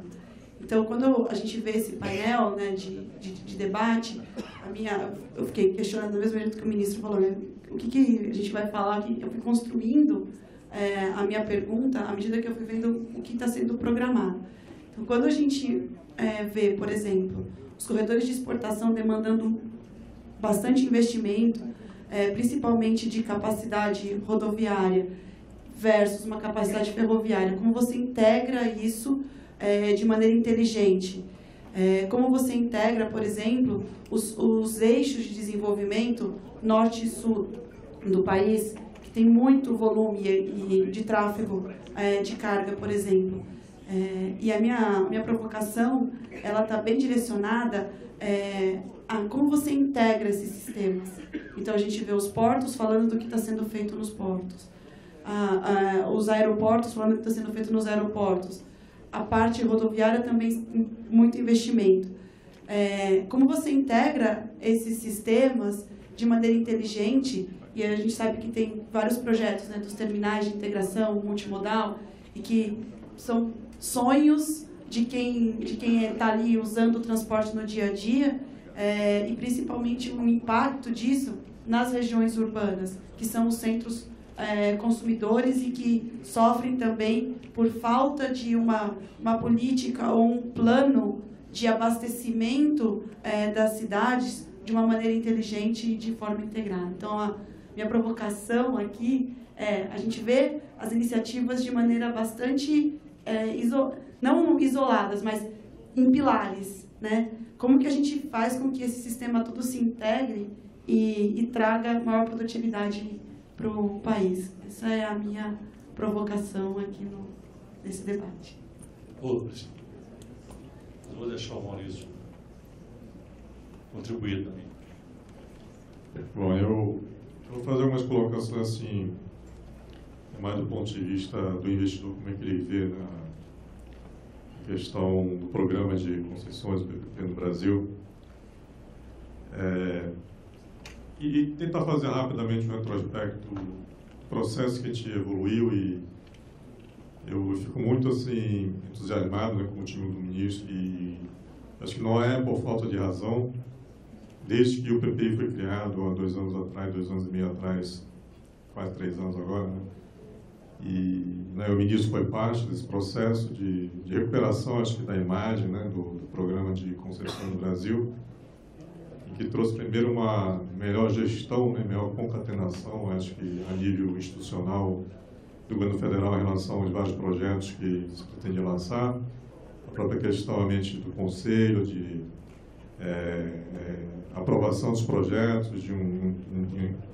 em conjunto com o Conselho de Ministros, envolvendo a presidência, envolvendo o Ministério do Meio Ambiente também, os bancos, fez com que, eu acho que se desse uma visão prioritária aos projetos que foram aprovados, e essa priorização ela fez com que os projetos avançassem, né, na velocidade pretendida, e acho que a maior parte do projeto realmente foi executada no prazo pretendido, né?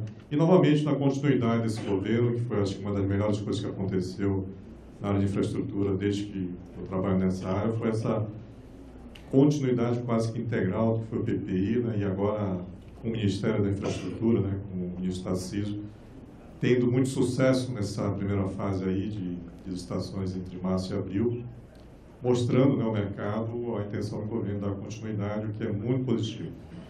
Agora, o investidor, ele ainda se ressente em relação, talvez assim, ao detalhamento, né, dos projetos que vêm sendo lançados, e porque eu acho que o Brasil, ele, ao longo da última década, e talvez um pouco mais, ele perdeu essa capacidade interna, pelo menos do governo, de fazer os projetos, né, e também de contratar, né, consultorias qualificadas para fazer projetos mais qualificados para trazer a mercado, trazendo um ônus muito grande para a parte privada. O privado tem interesse realmente, porque vê um grande potencial de projetos, mas toda vez que existe uma licitação, eu acho que a iniciativa privada ela tem que investir muito mais, se antecipar, estudar e fazer um investimento muito maior para poder entender melhor o projeto em detalhe, para poder concorrer, ou tomar a decisão de ir ou não ao projeto.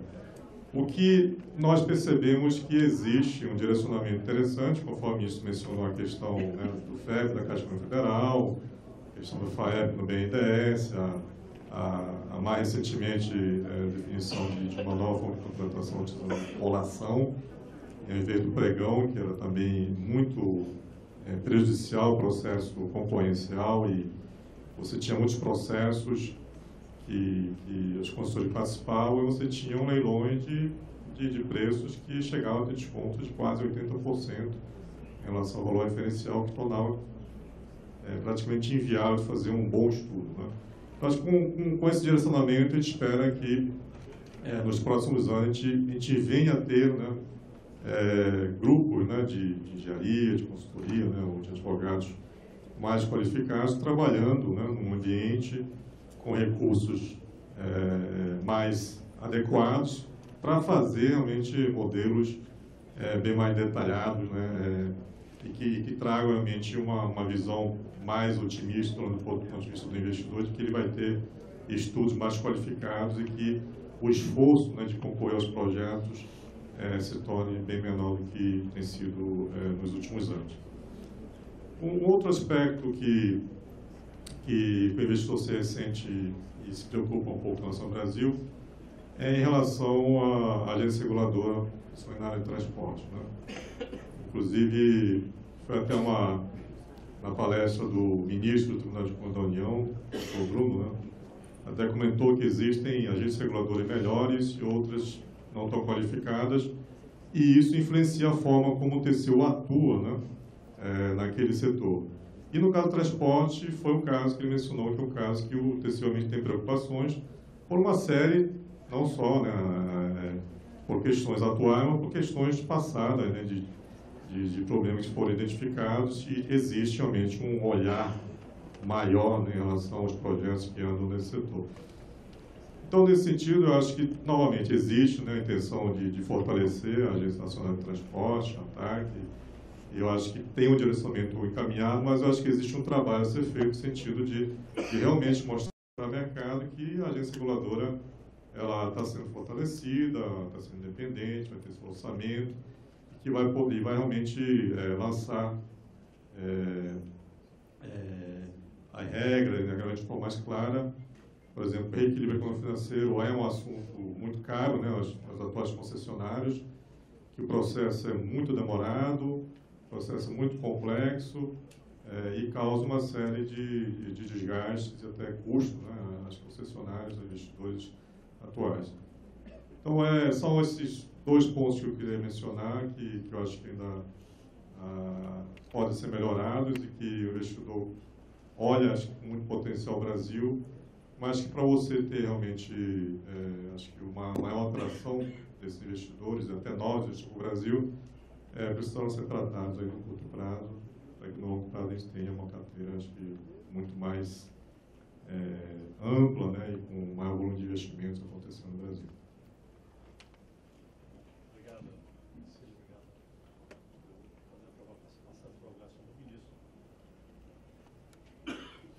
Bom, vamos lá. Eu acho que existem alguns pontos em comum das duas provocações, né? Primeiro, quando a gente despeja aqui uma carteira de projetos, pode parecer o seguinte: não, listei lá, tirei do baú uma lista de projetos rodoviários, uma lista de projetos ferroviários, uma lista de arrendamentos portuários, e pode passar a impressão que essas coisas não estão concatenadas. Isso é uma impressão falsa, elas estão, né? E tem que ressaltar aqui o trabalho de planejamento que está sendo feito e que tem a ver também com o trabalho de estruturação de projetos ou o novo caminho que essas estruturações de projetos estão tomando. Primeiro, o que a gente está fazendo está baseado ou lastreado no Plano Nacional de Logística. É um trabalho que a EPL vem fazendo, é um trabalho que ainda precisa de aperfeiçoamento, mas é um trabalho importante. Por quê? Primeira vez se buscou, numa série de órgãos de governo, uma série de dados que estavam disponíveis, porém, não estavam na mesma plataforma, ninguém tinha governança sobre eles. E a gente conseguiu listar dados da produção do Brasil inteiro. E com esses dados a gente consegue projetar como a economia vai se comportar. Então, eu tenho todas as origens e destinos, eu consigo aplicar, por meio de modelos econométricos, né, verificar como isso vai se comportar ao longo do tempo, e aí eu estou analisando o problema do lado da demanda. Então, vamos analisar agora o problema do lado da oferta. E quando eu confronto demanda e oferta, eu começo a ver onde é que estão os gargalos. A percepção de onde estão os gargalos vai me dar a noção exata de onde o investimento tem que vir. Como é que setores, em que infraestrutura que eu vou investir, e aí, obviamente, eu vou ver qual é a melhor maneira de investir. Aonde que cabe iniciativa privada, onde não cabe iniciativa privada. E essas decisões, então, nós estamos tomando. Aquilo que nós estamos disponibilizando para o mercado é aquilo que faz sentido dentro de um plano de logística, dentro das estratégias que foram estabelecidas na Política Nacional de Transportes. E é por isso que a gente está ligando regiões produtoras, por exemplo. Quando eu estou falando que eu vou fazer a licitação da FIOL, vamos lembrar que o Porto Sul está sendo feito junto. Quando eu estou falando que eu vou fazer Ferrogrão, ou vou fazer a concessão da BR-163, eu estou pensando nas facilities portuárias que já estão instaladas em Miritituba, estou pensando na hidrovia do Tapajós e como isso vai sair lá no longo curso, em Belém ou em Santana. Então, quando eu estou pensando em ferrovia Norte-Sul e ferrovia de integração Centro-Oeste, eu estou pensando na adequação da capacidade da Malha Paulista, na chegada à Baixada Santista, na modernização do Porto de Santos, na possibilidade de subir por Itaqui. Então, essas coisas estão muito concatenadas, né? A EPL tem feito um importante trabalho e vem sendo injustiçada, porque de vez em quando, algum espírito de porco coloca lá a estatal do trem-bala, estatal do trem-bala, estatal do trem-bala, ficou rotulada com o raio da estatal do trem-bala. Não tem trem-bala na EPL. Não existe, nem a área existe mais, acabou. Não tem trem-bala. Não vai ter trem-bala. Talvez tenha um Armagedon antes.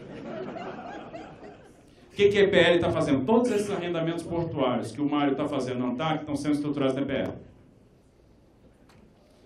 A EPL, junto com o Banco Mundial, está ancorando os projetos da 153 Goiás-Tocantins, da Nova Dutra, que vai agregar Rio Santos, da Rio Teresópolis, que está agregando o arco metropolitano do Rio de Janeiro, da Rio Petrópolis, lá da 040, das rodovias do Paraná, que foram agora qualificadas e que nós vamos licitar em 2021. Então, todos esses projetos estão na EPL.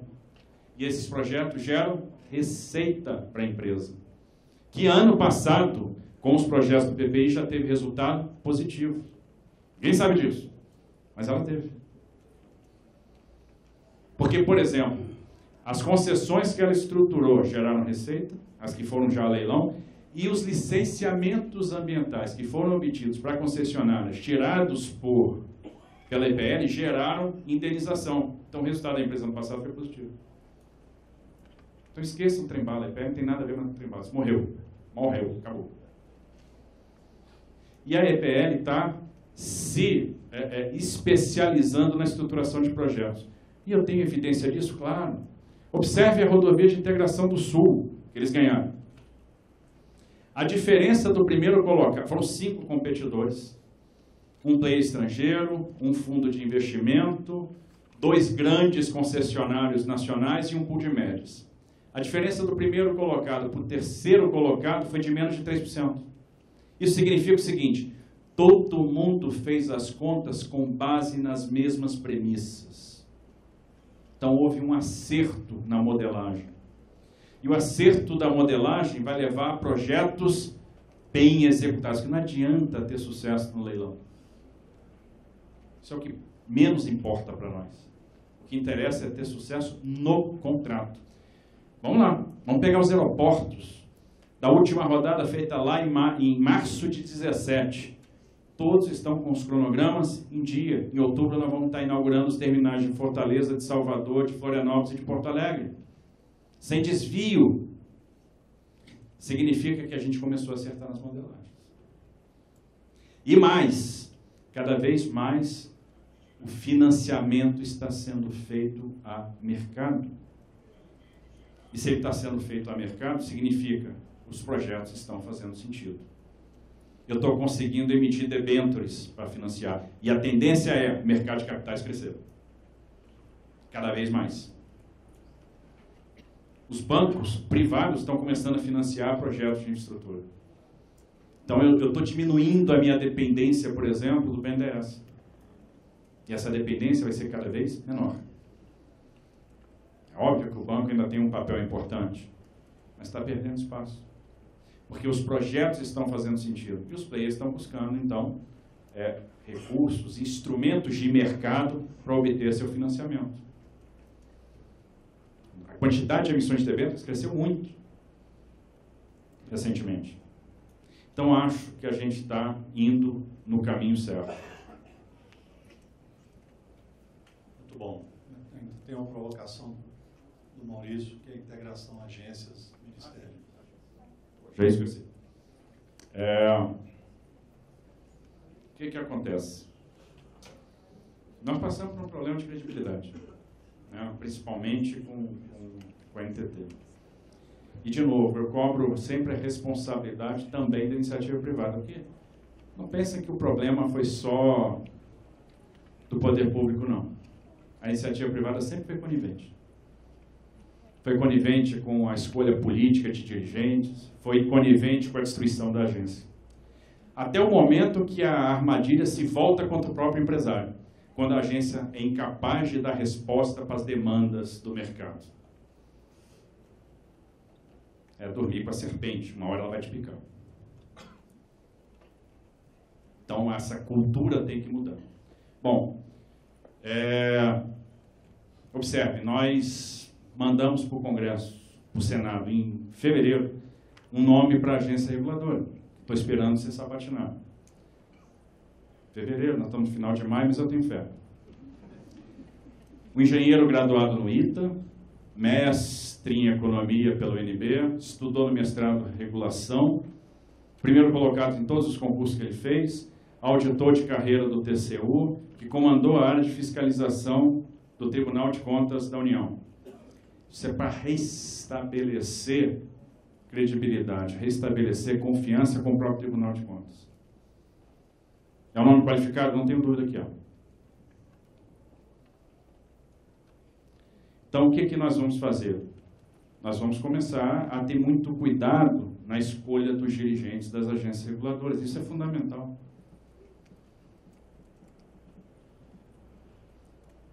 Então, eu tenho certeza que isso vai trazer uma transformação às agências, né? Várias coisas a gente pensa ao longo do caminho. Já pensei, por exemplo, em unificar as agências. Mas quando eu vejo o Mário falando, eu desanimo. Porque eu vejo que o ANTAC está indo bem, então deixa o ANTAC quieto. Mas pensei, porque às vezes me angustia a falta de visão intermodal, de estabelecer uma regulação intermodal, diminuir o custo do usuário. Eu tenho medo, tenho pavor às vezes, da sensação da regulação se transformar em intervenção.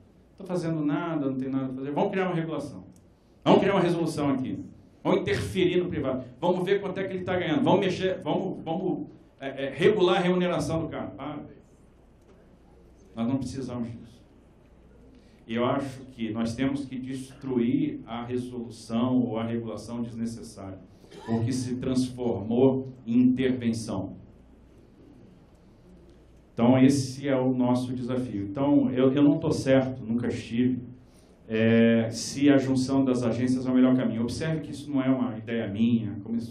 A ideia é de 99, do legislador, porque quando o projeto de lei, que se transformou na 10.233, lá em 2001, entrou no Congresso em 99, ele previa uma agência só. Esse caminho ele foi definido no Congresso Nacional. Nos 2 anos de debate em que a estruturação das agências levou lá, elas cindiram, né? Então acabou saindo do Congresso 2 agências. E às vezes eu penso, será que aquele caminho original da lei não seria o melhor? Mas eu não tenho a menor certeza disso. É por isso que a gente está chamando o mercado, é por isso que se criou um grupo de trabalho. A gente não vai tomar nenhuma medida para piorar a regulação, a gente só vai tomar qualquer medida que melhore a regulação. Um passo importante, o projeto de lei das agências está caminhando no Congresso. Isso é fundamental. E ele andou mais uma casinha hoje. Foi aprovado em mais uma comissão. Então, isso é fundamental para o resgate, para o restabelecimento da regulação. O que a regulação precisa, principalmente no setor de transportes? Renascimento. E esse renascimento também nasce do pacto social. Nasce do compromisso entre governo e setor privado, para que a gente não caia nas armadilhas que a história já nos proporcionou. Bom, muito obrigado. Tem um tempo para uma pergunta? Nós vamos colocar, vocês têm já fizeram experiência no plenário, para votar, vamos colocar 2 perguntas aqui, vocês vão escolher uma. E aí eu vou fazer um esforço enorme para saber a quem direcionar essa pergunta.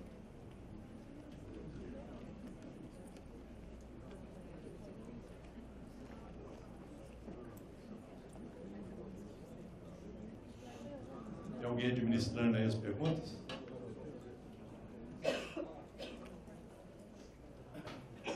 Não, é a segunda.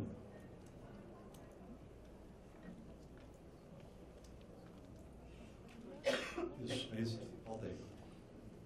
Então, temos 2 perguntas. 1 minuto para ler e 1 minuto para responder. Vocês, por favor, votem qual delas vocês desejam ir em frente.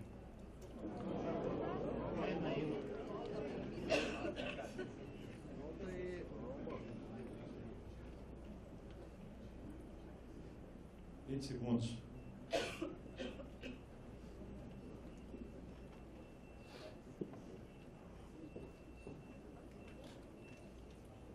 Vamos lá para a resposta?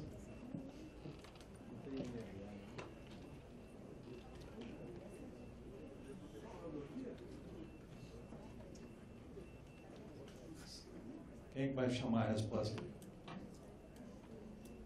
Pronto. Então foi votada 2B. No mundo, regra mais usual contar com subsídio estatal para a expansão do modelo ferroviário. Como contornar essa regra em um país onde o subsídio virou palavrão e o Estado está em grave crise fiscal? Já andou falando disso, mas o senhor candidato para responder. Primeiro, eu acho que subsídio não virou palavrão. Só tem uma questão muito prática. Não tem dinheiro. Simples assim, ponto. Não adianta querer subsídio e não, da onde não tem. Como é que a gente contorna isso? Criatividade, é como eu falei. Como é que a gente vai fazer a ferrovia de integração do Centro-Oeste? Criatividade. Observe, coisa interessante. Vamos fazer a Ferrogrão, Deus quiser. Ferrogrão não nasceu de uma vontade do Estado, a gente não acordou um dia e disse assim, puxa, sonhei com uma ferrovia, vou fazer a Ferrogrão. Não, ela nasceu do interesse privado. As trades chegaram e disseram assim, pô, tem um estado lá chamado Mato Grosso que produz 62 milhões de toneladas de grãos no ano e faz isso plantando em 9 milhões de hectares e eles têm lá 14 milhões de hectares disponíveis ainda para plantio. Os caras estão produzindo 75 sacas por hectare, o americano produz 50. Poxa, aqui eu acho que cabe uma ferrovia, ia ser uma esteira de grão.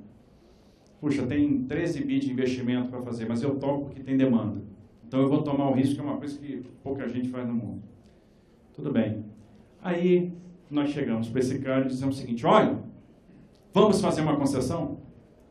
Detalhe, você vai botar o dinheiro, mas a gente vai submeter o seu contato ao Tribunal de Contas da União, tá? E mais, daqui a 65 anos, me devolve o ativo, que ele é meu, o bem irreversível. Não faz o menor sentido. Em qualquer país civilizado, isso seria feito no sistema de autorização, como é nos Estados Unidos. O cara liga A, B, autoriza, vai lá, faz, seja feliz e que o senhor o acompanhe. Ele vai tomar o risco. Então, tem duas coisas importantes para quem toma o risco. Perpetuidade e liberdade tarifária. E são essas duas coisinhas que a autorização pode trazer. Então, a mudança de marco é fundamental para que a gente também impulsione o investimento no setor ferroviário. Muito bom. Muito obrigado a todos. Eu queria agradecer o Maurício e a Priscila, que são os provocadores do momento. Foi muito legal. Agradecer ao Bom Dia, ao Beijo, a Marta, e especialmente o ministro Tarcísio, que, mais uma vez, nos continua demonstrando otimismo e nos trazendo esperança de continuar com esse otimismo sempre. Muito obrigado a todos. Boa tarde.